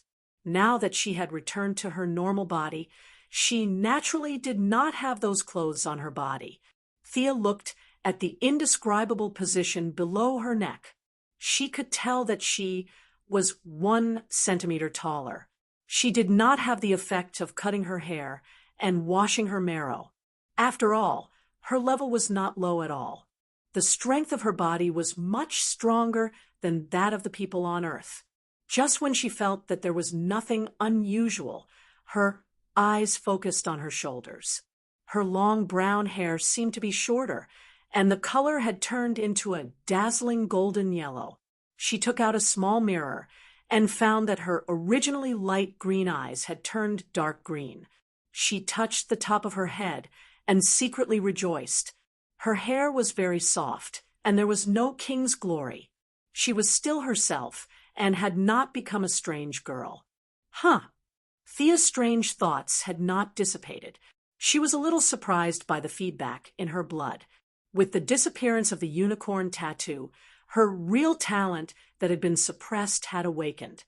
Chapter 447. Brilliant colors appeared in front of her eyes. Even with a casual glance, she could see the traces of countless microorganisms and insects in the cave. With a little effort, she could see their internal structure. Plants grew tenaciously between the cracks of the rocks, and underground water flowed slowly in the mountain wall not far away. Thea blinked her eyes, and her vision returned to normal. With a thought, her wide-range vision was restored.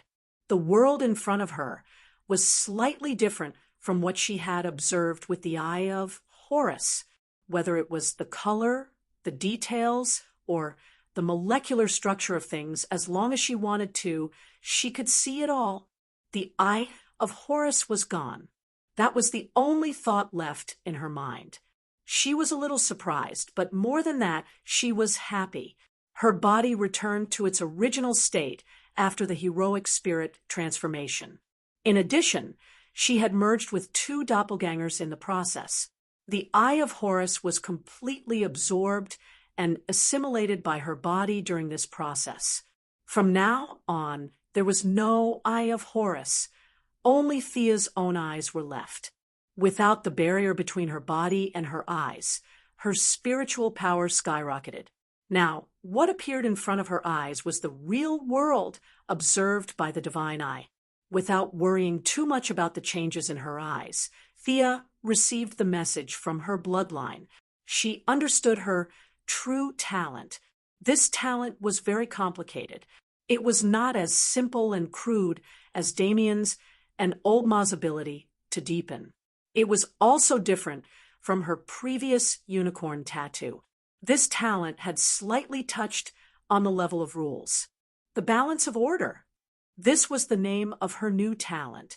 According to the bloodline, a golden balance would be erected in her spiritual world. The 2 sides of the balance represented order and chaos. There were many things that could affect both sides. Thea roughly read it with her spiritual power. There were hundreds of items, some praise and slander, some construction and destruction, some fairness and bias, and even some neatness and chaos. These things could all affect the measurement of the scale. When the order was heavier than the chaos, it would provide her with something called the power of will. The effect of this power of will was so great that there was no limit to it. It could change reality, distort space, turn nothingness into reality, stop time, and various other functions. However, the more heaven-defying the ability was, the more power of will it consumed. Order suppressed chaos, and the power of vow accumulated in the balance. When she extracted it, the balance would return to its original balance point, and a new round of measurement would begin. When chaos overpowered order, she gained nothing. She could only try her best to increase the weight of order. There was no punishment in this process, but there were also no benefits. She had to work hard to make order overpower chaos again. How troublesome! The thought that flashed through Missy's mind was, go back and buy the news media, then promote herself 24/7? Could it be that his company had transformed from a traditional construction industry to a high-tech R&D company, and now was going to enter a media company? That was a bit too big of a leap. Thea was a little embarrassed to buy the world's mainstream media. This idea could only be a joke. The country's system determined that the media had a lot of freedom. It was not uncommon for them to scold someone even though they were paid a salary. Some people even took pride in scolding their bosses. He couldn't buy that indescribable national media. Even if he did, they wouldn't say anything good about him. It was even more impossible for Al Jazeera to do business with him. This was just a beautiful dream. Thea observed the balance for a while. There were many people who scolded her, but there were also many who praised her. For example, the vast number of poor people who benefited from her medical pod. Quinn Group's medical pods were being spread all over the country. Surgeries that cost tens of thousands of dollars in big hospitals only cost a few thousand here. It was safe and efficient. Within half an hour, basic illnesses could be solved. This talent is really tailor-made for my personality. Thea couldn't help but sigh. She was used to making a fortune in silence. She was asked to do good deeds in public like a superhero. Today, she saved an old lady who ran a red light. Tomorrow, she would help a child find his dog. These were things that she couldn't bring herself to do. She was used to using the existing rules, maintaining the existing rules, and doing things in a planned way. She was not like a firefighter running around the city and saving whoever she saw. To a certain extent, she and the superheroes had a conflict of ideals. Now that she had obtained this talent that emphasized order and priority, her ideals were further strengthened. She wanted to test the power of will. Unfortunately, both sides of the balance had just begun to move. There was only a little more order than chaos. The little power of will was not even as thick as a strand of hair. After calming down, she couldn't help but think about this strange talent. Although it was incomparably troublesome, its power was definitely extraordinary. She wasn't the son of God. With such a strong bloodline talent, even Merlin didn't awaken this level of talent when he was a wizard apprentice, let alone Damien and old Ma. After eliminating a few impossibilities, the only explanation was that her true talent had always been suppressed and was constantly changing as her ability deepened. Or rather, her talent awakening had never progressed to the final step. When the unicorn tattoo was removed and this talent appeared, it was already so strong that no one could compare to it. Others awakened their talents when they were mortals, but Thea was forcibly suppressed until now. Purely from the perspective of talent, she was probably the first demigod-level wizard apprentice in history. She checked her body on the spot. Although she was in a cave, there was still light. She still retained her ability to absorb sunlight and moonlight. Otherwise, she would rather be a warrior if she had to practice 18 types of meditation techniques a day, like Mr. E. She took out a set of clothes from the spatial ring. Between flying back or teleporting back, she hesitated for a second. She was afraid that it would be troublesome, so she chose to teleport. She didn't return to Star City or the metropolis. Instead, she went directly to London. Diana bought an apartment here as her residence. Have you settled your matter? Diana, who was watering the flowers, felt the spatial fluctuation and asked without turning her head. My strength has increased greatly now. Let's compete. It's still daytime. What are you thinking? Let's compete. Change your equipment, and we'll find an uninhabited planet. Thea didn't allow any explanation as she pulled Diana and ran to an alien planet. Her physical strength could only be used freely in an intense battle. Diana helplessly put down the water bottle, carried her equipment, and followed Thea to an uninhabited planet. With a sword and shield in hand, fully armed was Diana's attitude toward battle. She wouldn't give up any equipment just because she underestimated her opponent. Thea knew this very well. She didn't use the power armor or buff magic. She just tied her hair into a single ponytail and didn't use the holy sword. Instead, she used the Godslayer that Diana was very familiar with. Be careful. Diana didn't take the attack head-on. She chose to dodge sideways. However, she underestimated Thea's speed. Just as she thought of dodging, Thea was already in front of her. Her competitive spirit was ignited. She also held the sword in her right hand and slashed at her. Chapter 448. The two swords were made by the god of fire and had the same origin. No one knew how many times they had clashed. However, Sia, who had always been knocked back, had only taken half a step back this time. The strong wind created by the collision of the two swords swept across the area within a radius of several miles. Your power has increased by so much. As the person who knew her best, Diana was quite clear about her strength. The two of them had sparred countless times, and she was the one who had the most right to speak. Indeed, this is the power that my body should be able to exert now. The benefits of the heroic spirit transformation were not only to train her spiritual power, but also to filter out the remnants in her body through the process of decomposition and reconstruction. The messy divine power that Thea had absorbed before came from different gods, and even different divine systems. Although it was downgraded to magic power, there were still a lot of impurities in the energy. This decomposition and reconstruction was equivalent to remaking her body from scratch. There were no more remnants of Ares or Horus, and all the power belonged to her. Relaxed, soothing, and simple could be used to describe her physical condition. Even if it was just a simple comparison of appearance, she was not inferior to Diana. Objectively speaking, she was now like a new demigod. The effect of the reconstruction was heaven-defying, and the heroic spirit transformation was only one of the countless functions of the Holy Sword, and it was also one of the inconspicuous functions. From this, one could see how extraordinary the Holy Sword was. She needed to adapt to a new body, and so did her fighting style. It was like Batman knew Wing Chun, but he did not use it usually. This boxing style was not suitable for his burly body. Thea's skyrocketing strength was now facing the same problem. Many of the moves that used to be easy to use now felt strange when she used them. It was not the problem of the moves, but that she was no longer suitable for these moves. Diana did not hold back just because her moves were sloppy. She held a shield in her left hand and a sword in her right hand.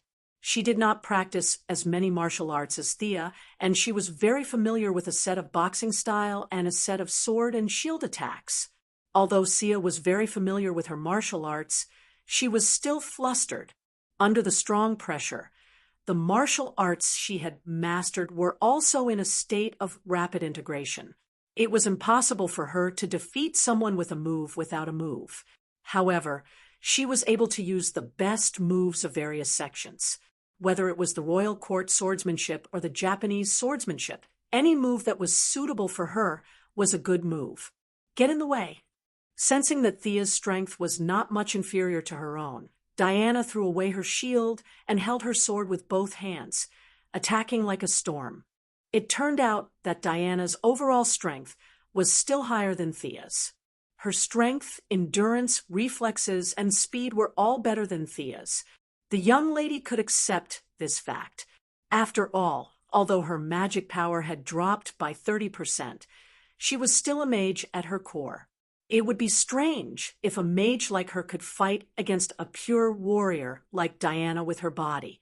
Based on her usual personality, she would have unleashed all her skills and fought for victory.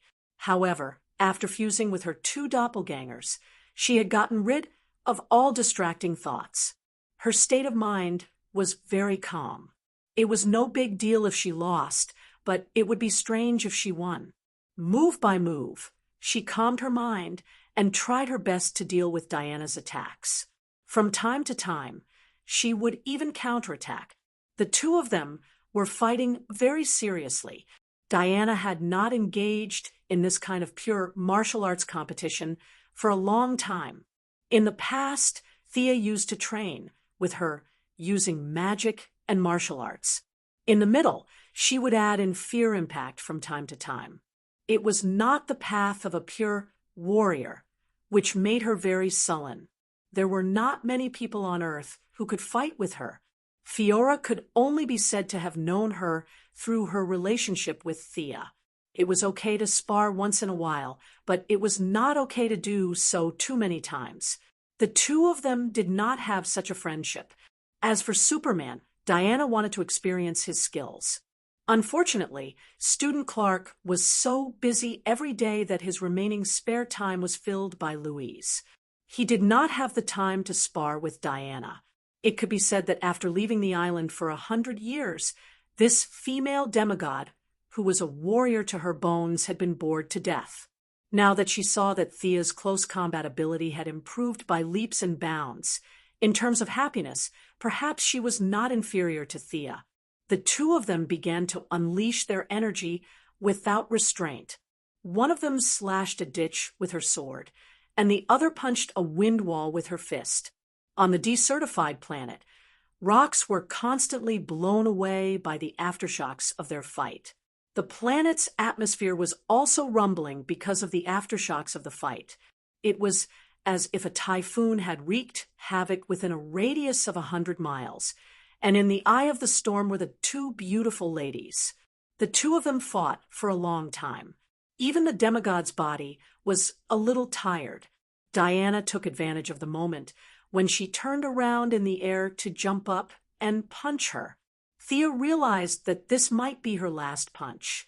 She also mobilized all the strength in her body. She twisted her waist and bent her arms. At the same time, she drew out a weak wisp of power of will from the spiritual world. She secretly said to herself, "I can do it! I can do it!" A faint golden light wrapped around her jade-white arm. This light flickered slightly and disappeared without a trace, as if it had never existed. Bang! There was a loud explosion at the point where the two of them collided. An invisible shock wave swept out in all directions with the two of them as the center. Diana fell back to the ground. Her feet plowed a deep trench in the heavily weathered ground. She retreated more than 10 meters. Thea was in midair. She somersaulted 7 or 8 times before coming to a stop in the air. What a strange power. Diana had fought with Thea countless times. She was very familiar with several kinds of power that she had.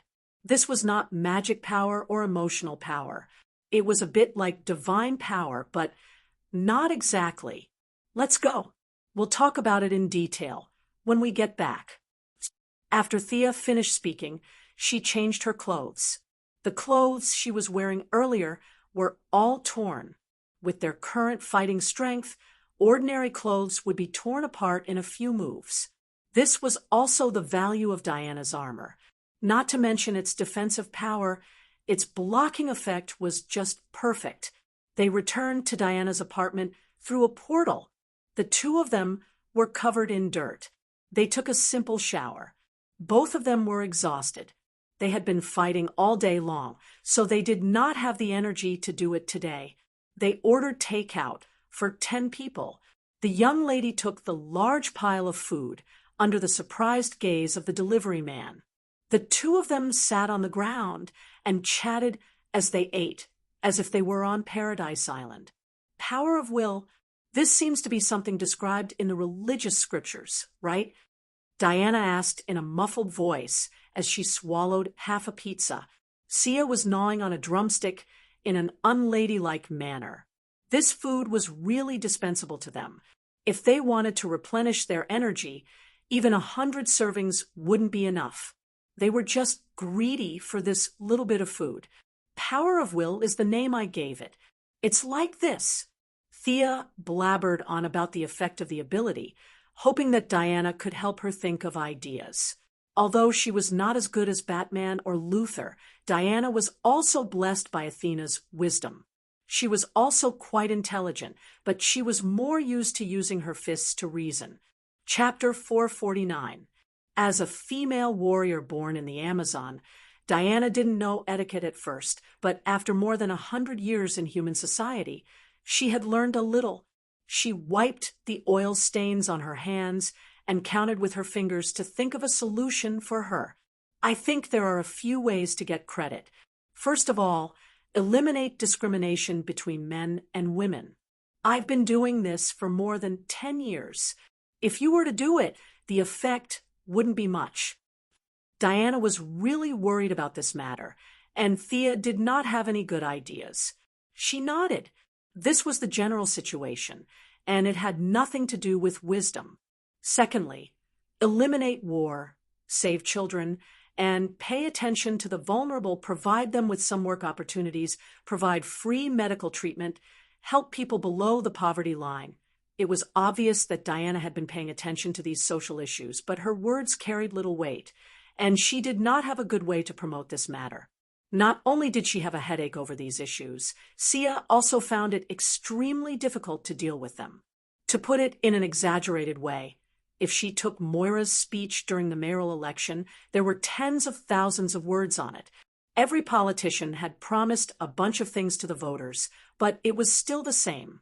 For thousands of years in human society, there were so many people in high positions and selfless politicians who could not do it, and the two of them, demigods, could not do it. Thea pondered for a moment.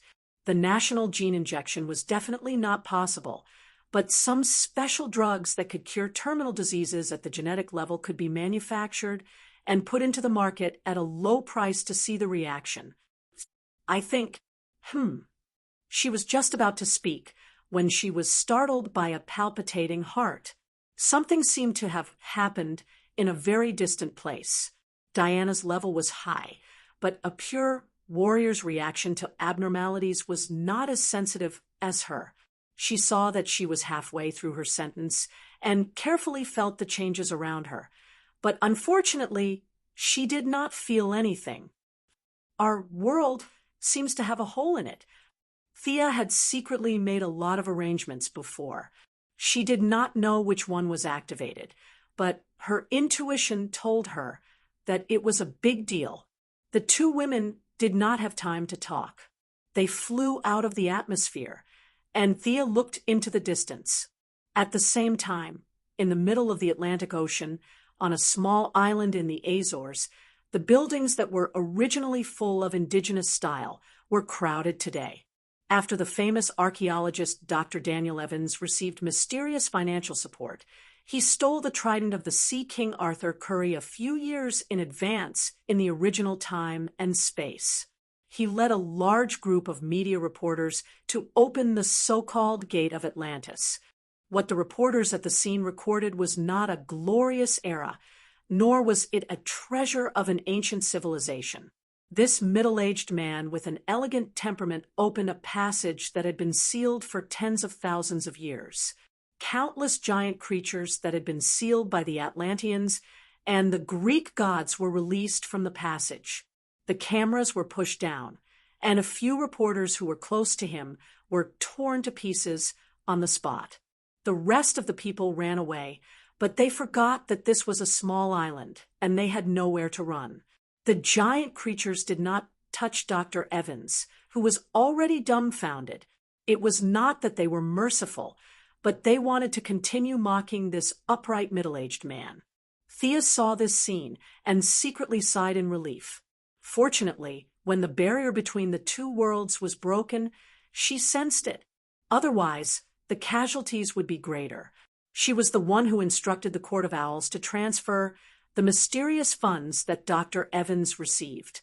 Her purpose was to release the Greek hero Hercules, who was trapped on the other side of the passage, and obtain enough divine power of the earth attribute to establish a complete magic cycle. Although it was Dr. Evans who stole the trident, and it was the giant creatures who bewitched him to open the passage to the balance of order, she was also an important participant in this matter. The weight on the side of chaos was heavily added, and both sides were almost equal, which made her heart ache. She asked Diana to put on her equipment, and she hesitated for a moment.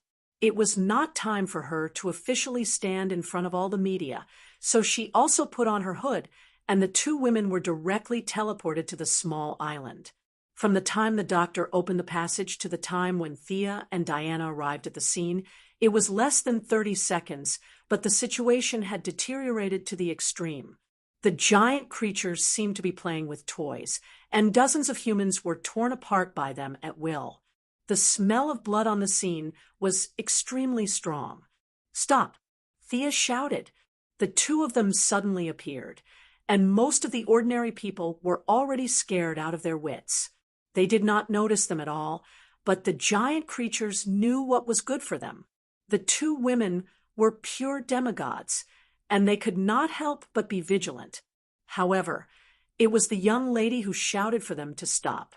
In fact, she did not have the intention to stop at all. She just felt that it was inappropriate to start fighting without saying a word, so she shouted to strengthen the momentum. These giant creatures all represented the consciousness of chaos. Killing one of them was greater than saving 100 ordinary people. At the same time, the sacred sword also transmitted a strong fighting spirit to her. Thea immediately made a decision. Today, she would use these evil descendants of the giants as the beginning of the revival of the sacred sword's glory. Thea held the sacred sword with both hands, jumped 10 meters high, and stabbed the sacred sword, which was overflowing with 7-colored light, into a red monster with wings and a bloody mouth in the middle of its body. The eyes on the monster's 2 shoulders were still confused. "Didn't you say to stop? You were the one who shouted so loudly just now, right?" However, before he could express his dissatisfaction, the sacred sword had already completely purified him. Taking advantage of the enemy's confusion, she separately beheaded 2 more winged creatures. Diana had been cooperating with her for a long time, and she did not hesitate. Like cutting a melon, she cut down a colorful monster that seemed to have the ability to turn invisible. Shameless surface demigods. Kill them! The leader of the giant creatures was a female giant creature with a snake's body and long hair. Her entire body was dark green, and she had 2 wings and 4 arms. Their population was not large to begin with. When they were sealed 10,000 years ago, there were more than 1,000 of them. Now that they had broken out of the seal, there were less than 50 of them. Unexpectedly, in the blink of an eye, 4 of them were killed by Thea and the others. This made the snake woman extremely angry. Visible ripples burst out from her blood-red eyes, and Dr. Evans, who was very close to her, was directly sent flying. Mental attack. Thea was very disdainful. This was her leftover skill. This skill was very effective against small groups of soldiers, and it was very cool to see a large number of them fall like wheat. However, it was not practical in a battle of the same level. No matter whether it was herself or Diana, both of them had extremely high mental resistance. If they focused their mental power on a single point, it might be effective, but if they spread it out in such a large area, the damage would be negligible. Realizing that the snake woman did not have much combat experience, Thea turned the footsteps that were originally aimed at her and exchanged 2 blows with a purple vine-like creature with mouths all over its body. This creature drilled in and out of the ground, and it took her some effort. She used a hard earth spell to delay the creature's drilling, and then swung her sacred sword and cut the creature into 3 pieces. She still felt that it was not safe, so she stabbed the creature twice more until it turned into ashes. Only then did she move on to the next enemy. Chapter 450. Surround them. Overwhelm them with numbers. The snake woman was obviously not good at hand-to-hand combat. She hid far away and began to command. From time to time, she would send out mental attacks, sound waves, and charm spells. As a few powerful monsters gave up on killing ordinary people and returned to the island, Thea and Diana were under more and more pressure. However, they did not complain. Thea felt that this was her fault, and she had no qualms about it. Diana felt that it was her duty to destroy these guys. The 2 women relied on their skillful martial arts and divine armor to deal with dozens of enemies. Their main targets were those who could fly, and those who could turn invisible. They would kill these enemies first and deal with the remaining few who had thick skin and flesh. Be careful.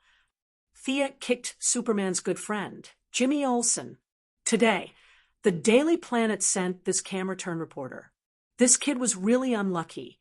The death-courting experts, Louise, Ryan, and Clark Kent, went to investigate another big piece of news.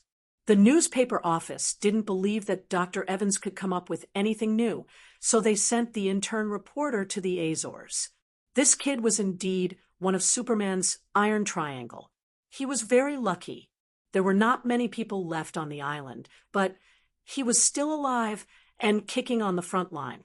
This guy was also very careless. He did not forget his job at all. He raised his camera and took pictures. The sound of his camera not only attracted the enemy, but also Thea. Seeing the enemy spit out acid rain, Thea could not watch this guy die in front of her. She gave up on the enemy and kicked him away. Stay away. Seeing that this guy wanted to ask a few more questions, Thea had to use Magician's hand to pull him away from the scene. She looked around and pulled Dr. Evans, who was holding a trident, to the side to accompany Jimmy Olsen. If you want to interview someone, you can interview the person involved. With the troublemaker gone, the battle had reached a stalemate. Thea and the others could no longer move as they pleased. The enemy had cunningly used a few large monsters to block their movement space. Fear had little effect on these evil and chaotic creatures. After the two girls worked together to slay a monster that could absorb life force like seaweed, they finally stood back to back, panting. Originally, their physical strength had not recovered after the battle, and now that they were in a bitter battle, they could only use 60% of their usual strength. It was extremely difficult for them to fight. Hold on, I think reinforcements are coming. Thea cut off a monster's arm with her sword. No problem, I can still hold on. Diana used a lasso to catch a monster, pulled it in front of her, and stabbed it to death. Stop. At this time, another roar came from the beach. Unfortunately, the monsters did not fall for it anymore. We may be naive, but we are not stupid. You humans have shouted for us to stop twice in less than 10 minutes. You want us to fall for it twice. How could this be? The group of people continued to besiege the two girls, as if they didn't hear anything. What happened? Give me back my trident. The Sea King, Arthur Curry, who had swum for tens of thousands of miles, landed on the island like a god descending from the sky. The result of his loud shout was that no one cared about him. He was a little puzzled and happened to see Dr. Evans holding the trident. The middle-aged man also knew that he had made a terrible mistake. If the two girls had not jumped out to fight to the death, who knows what would have happened? He threw the trident back to the Sea King. Arthur, I'm sorry. You can kill me, but please help the two girls. They can't hold on any longer. The Sea King wanted to see who was being besieged, but the group of giant creatures surrounded him. He did not have the ability to fly, so he stretched his neck to look at the outside for a long time. He could only see that the fight was lively inside. From time to time, broken limbs of monsters were sent flying. He stood for a while, but no one cared about him. Arthur, come and help. He could not see, but Thea saw him with her supervision. Although he was not as good as Superman, he was still a strong general. Hearing Thea's voice, the Sea King breathed a sigh of relief. He knew the combat power of the two girls and knew that they would be fine for a while. There was no need for him to go in and save them. If they could not hold on, he would be a dead end. His combat awareness was good. He looked at the enemies on the battlefield and found that Thea and the girls were prioritizing those who could fly and run fast. He immediately understood the intention of the two girls. Thunder flashed on the trident, and he attacked a winged monster. Not long after he joined the battle, Mela, who was always by his side, also arrived. The island was not big, and it was surrounded by seawater. Her ability to control water was at its peak, and countless water and ice arrows rained down on the giant creatures. The continuous killing of the four of them was indeed extraordinary, but injuries were inevitable. Thea had taken off her hood, revealing her long golden hair. The hood could be used normally, but it blocked her vision when she was surrounded. Although she used all her power, her right hand was still injured, and she could only hold the sword with her left hand. The giant creatures were the descendants of giants and Gaia's evil consciousness. They had surprisingly high magic resistance, mental resistance, and physical attack power. They had almost no weaknesses, and Thea could not use many of her methods. She could only fight with brute force. If she had not merged with her doppelganger, which increased her physical attack power, it would have been more difficult to deal with these enemies. Diana wasn't having a good time either. She was injured by an arrow shot by an enemy that looked like a purple-skinned tree. There was a bloody hole in her sturdy thigh. The enemy's attack was extremely corrosive, even with her demigod body. She couldn't recover from it and could only fight with a limp. If she had known, she would not have fought with Diana. Thea felt that after Merlin abandoned his sword, her luck was a little bad. If the two of them were in good condition, they would not have to fight so hard. Use the power of will. She alone had killed 7 or 8 giant creatures, and the order scale was very satisfied. After canceling out the matter of secretly supporting Dr. Evans, there was still a lot of power of will left. Recover our physical strength and injuries. Thea chanted silently. In a place where they could not see, an obscure white light shone, and the two girls' physical strength rapidly rose. However, their injuries were only half healed, and before they could fully recover, their power of will was exhausted. They threw 2 more healing gems and more or less relieved their injuries. The snake woman had been observing the situation from the periphery. At this time, she smiled sinisterly, and her sharp teeth shone with a cold light. Greeks and Atlanteans, do you think that only the giant creatures are your enemies? Too naive. I'll let you see a real nightmare. This friend who has been with us for tens of thousands of years. Hee hee. Before she could finish her sentence, the entrance of the passage that they had escaped from was suddenly blasted open. Rubble flew everywhere, and smoke lingered in the air. The violent reaction of divine power startled Diana. Sia hurriedly flew over to protect her, and only then did they manage to resolve the danger. Amidst the deafening roar, a muscular figure rushed out from the tunnel. Chapter 451. In front of a group of monsters that were a few meters tall, the 3-meter-tall man who rushed out was not conspicuous, but the power that overflowed from his body was enough to attract everyone's attention. The man's head and waist were wrapped in animal skin, and his naked upper body was full of explosive muscles. 2 ferocious dragon heads were used as shoulder pads, and through the animal skin, one could see his bearded face and a pair of crazy eyes. Even if one could not see his face, one could feel the oppressive feeling in the air. Hercules. Diana was really a little surprised. This was the interesting part of Greek mythology. Other than a few old ones, the rest were all brothers and sisters.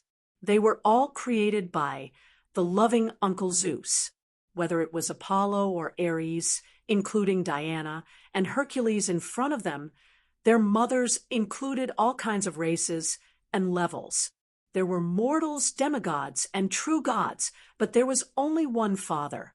Diana did not expect that, other than Ares, she could see another living brother who was very mechanically dealing with the attacks of the giant creatures. She looked at Thea. The Missy also pretended that she had just found out.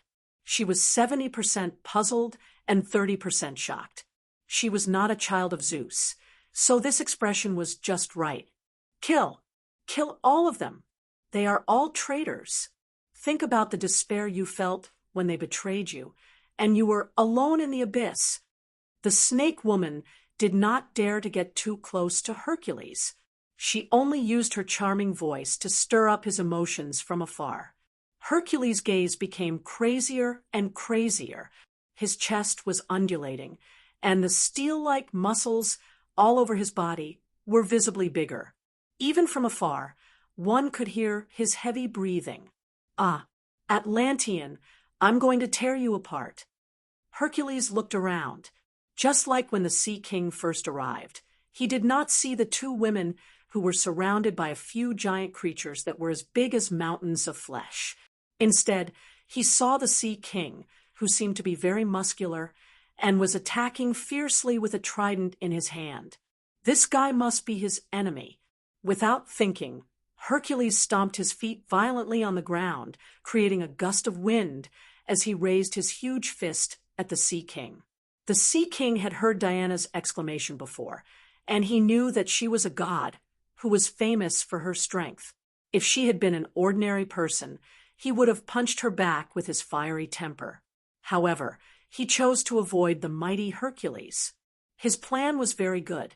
He wanted to build up his strength in one go, weaken in the second, and exhaust in the third. Unfortunately, he underestimated the power of Hercules. If he only relied on 3 axes, this son of Zeus, the lion of Olympus who was not favored by Zeus, would not have lived to this day. Having fought against the giant creatures alone for 10,000 years, his physical strength was almost limitless, and his martial arts had also reached the peak. Although he was now driven crazy by the giant creatures' whispers for 10,000 years, his fighting strength was not affected in the slightest. The combination of punches forced the Sea King to retreat continuously. In less than 10 moves, he grabbed the Sea King and raised him above his head, intending to tear him apart. Let him go. The 3 women, for different reasons, came to the rescue at the same time. Mira's eyes were almost red, and ice arrows as thick as an arm rained down on Hercules. Diana also threw out the lasso of truth, binding one of his arms. Thea also took out the silver moon bow, knocked Zeus' lightning arrow, and shot an arrow at Hercules' chest as fast as lightning. The Sea King, who was raised in the air, was not completely helpless. His natural ability allowed him to control all aquatic creatures. When he saw a giant creature that looked like a catfish beside him, he did not care about anything else and directly took control of it. His ability was indeed powerful. The other party only resisted a little and was controlled. Then it opened its bloody mouth and bit down on Hercules' head.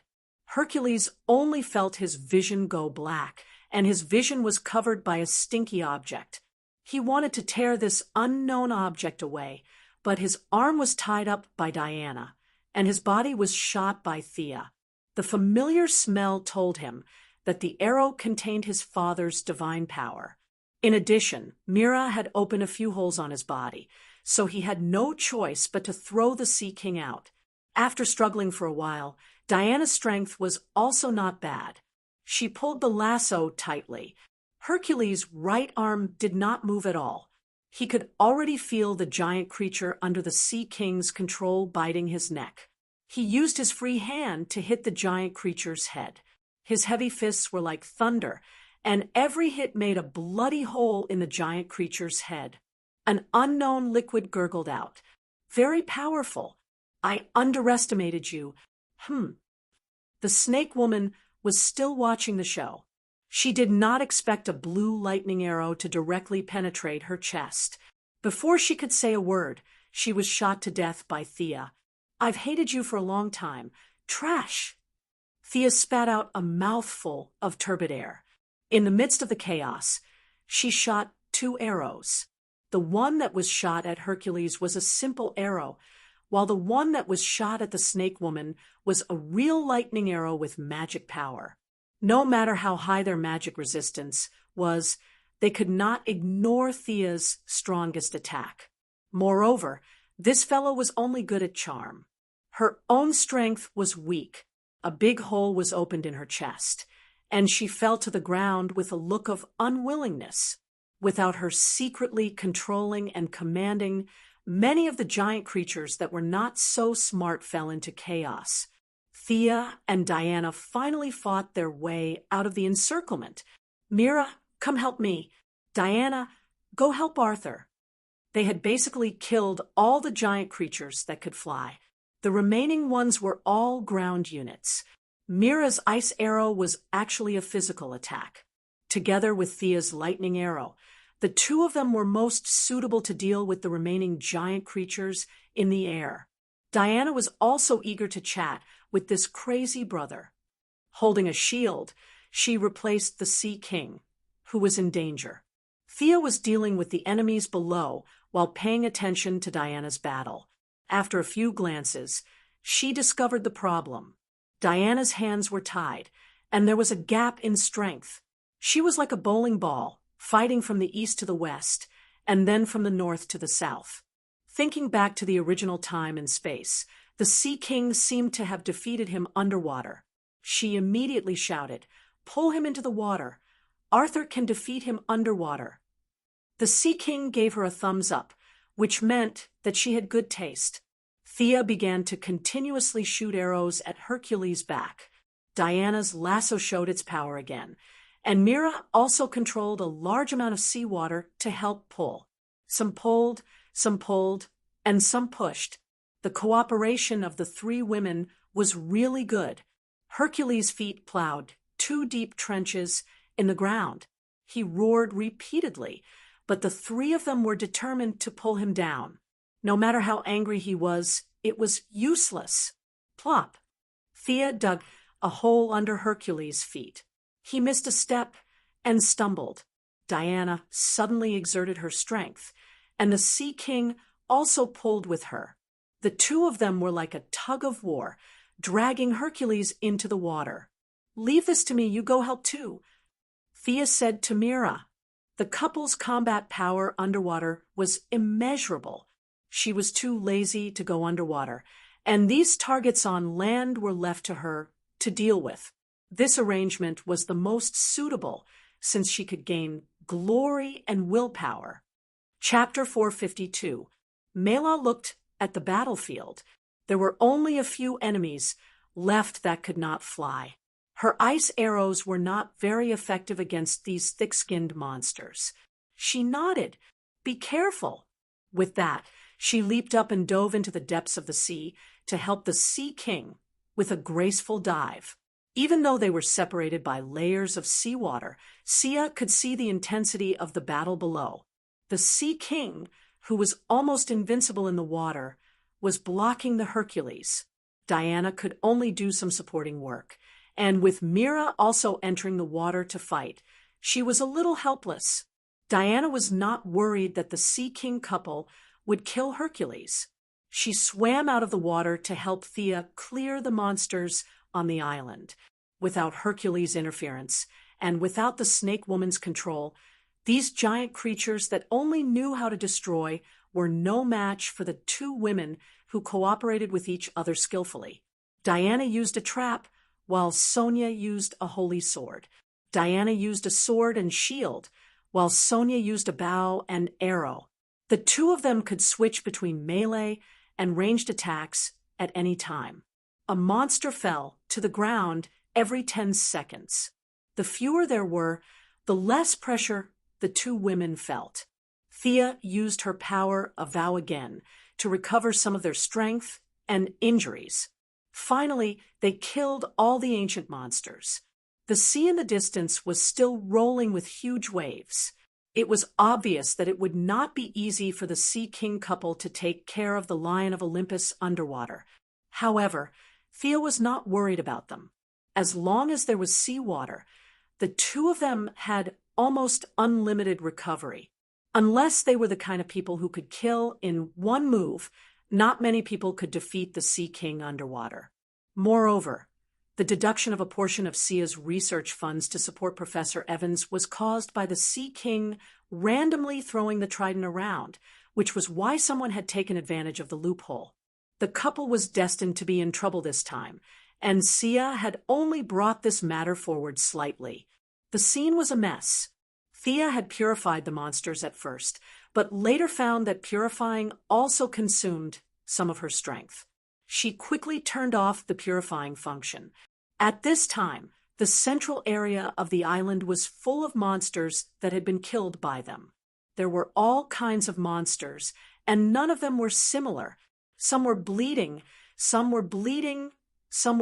purple, and some were directly turned into stone. You're the one from Quinn Group. Jimmy Olsen, who was not far from the battlefield, heard that the commotion had died down. Together with Dr. Evans, he gathered his courage and came to observe.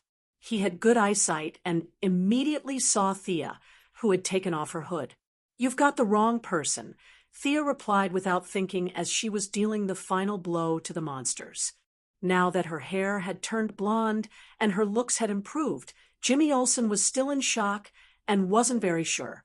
At the same time, he felt that it was a little beyond his imagination for a billionaire to come to such a godforsaken island to maintain world peace. However, he was still prepared to return and talk to his good friend, Clark Kent, about his near-death experience today. Thea used her supervision to observe the vicinity of the island. After confirming that there was nothing left out, they went into the water to help the Sea King couple. "We can deal with him." The Sea King didn't know what Thea was doing behind his back. He thought that the trouble this time was caused by himself. He was already very grateful to the two women for helping him clear the monsters on the island. If he didn't do anything, he would feel ashamed. He wanted to take down the big guy in front of him with his own strength. Originally, his strength had increased exponentially underwater. Now that there was some pressure, he was able to exert 1,000% of his strength. It wasn't that Hercules couldn't fight in the water, it was just that he wasn't used to being off the ground. One of their strengths increased while the other decreased, and they began to beat each other up, unwilling to admit defeat. The huge current was turned into a whirlpool by the two's powerful strength. The fishes and shrimps had long fled. Mela's eyes were emitting a blue light. Her superpower was used to the extreme. From time to time, giant monsters formed from seawater would pounce on Hercules. Looking at the crazy Hercules, Diana hesitated and asked Thea, "Can he still recover his consciousness?" Thea had thought about this problem before and made several plans. Now that she saw the real person, she only felt that it was several times more complicated than she expected. Hercules's will was as hard as steel. It was difficult for such a person to be corroded, but once he lost his mind, it would be even more difficult to recover.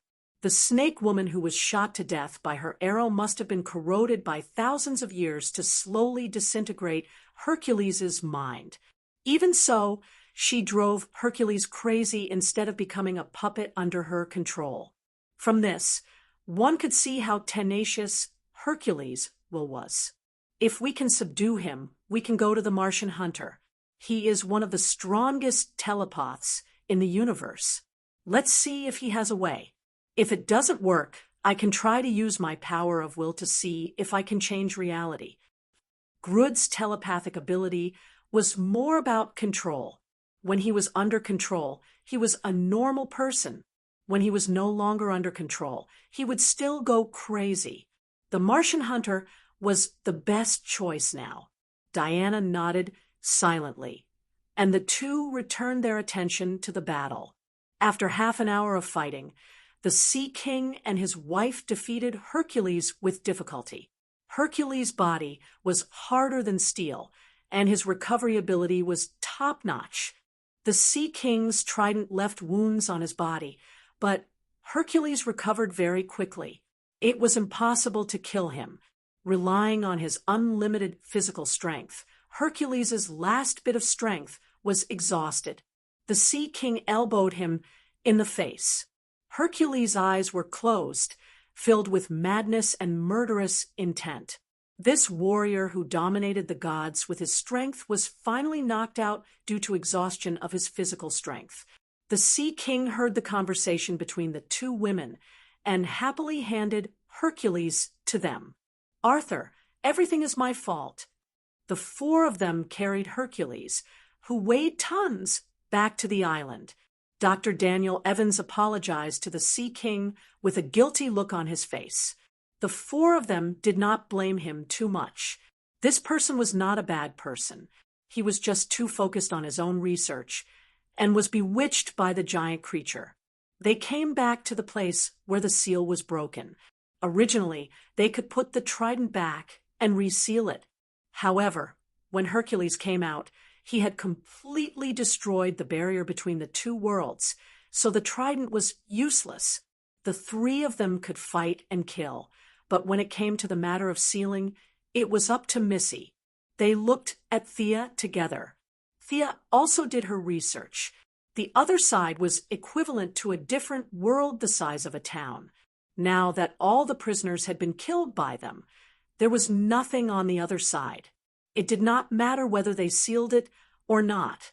However, Thea still used her knowledge to redraw the sealing enchantment on the spot.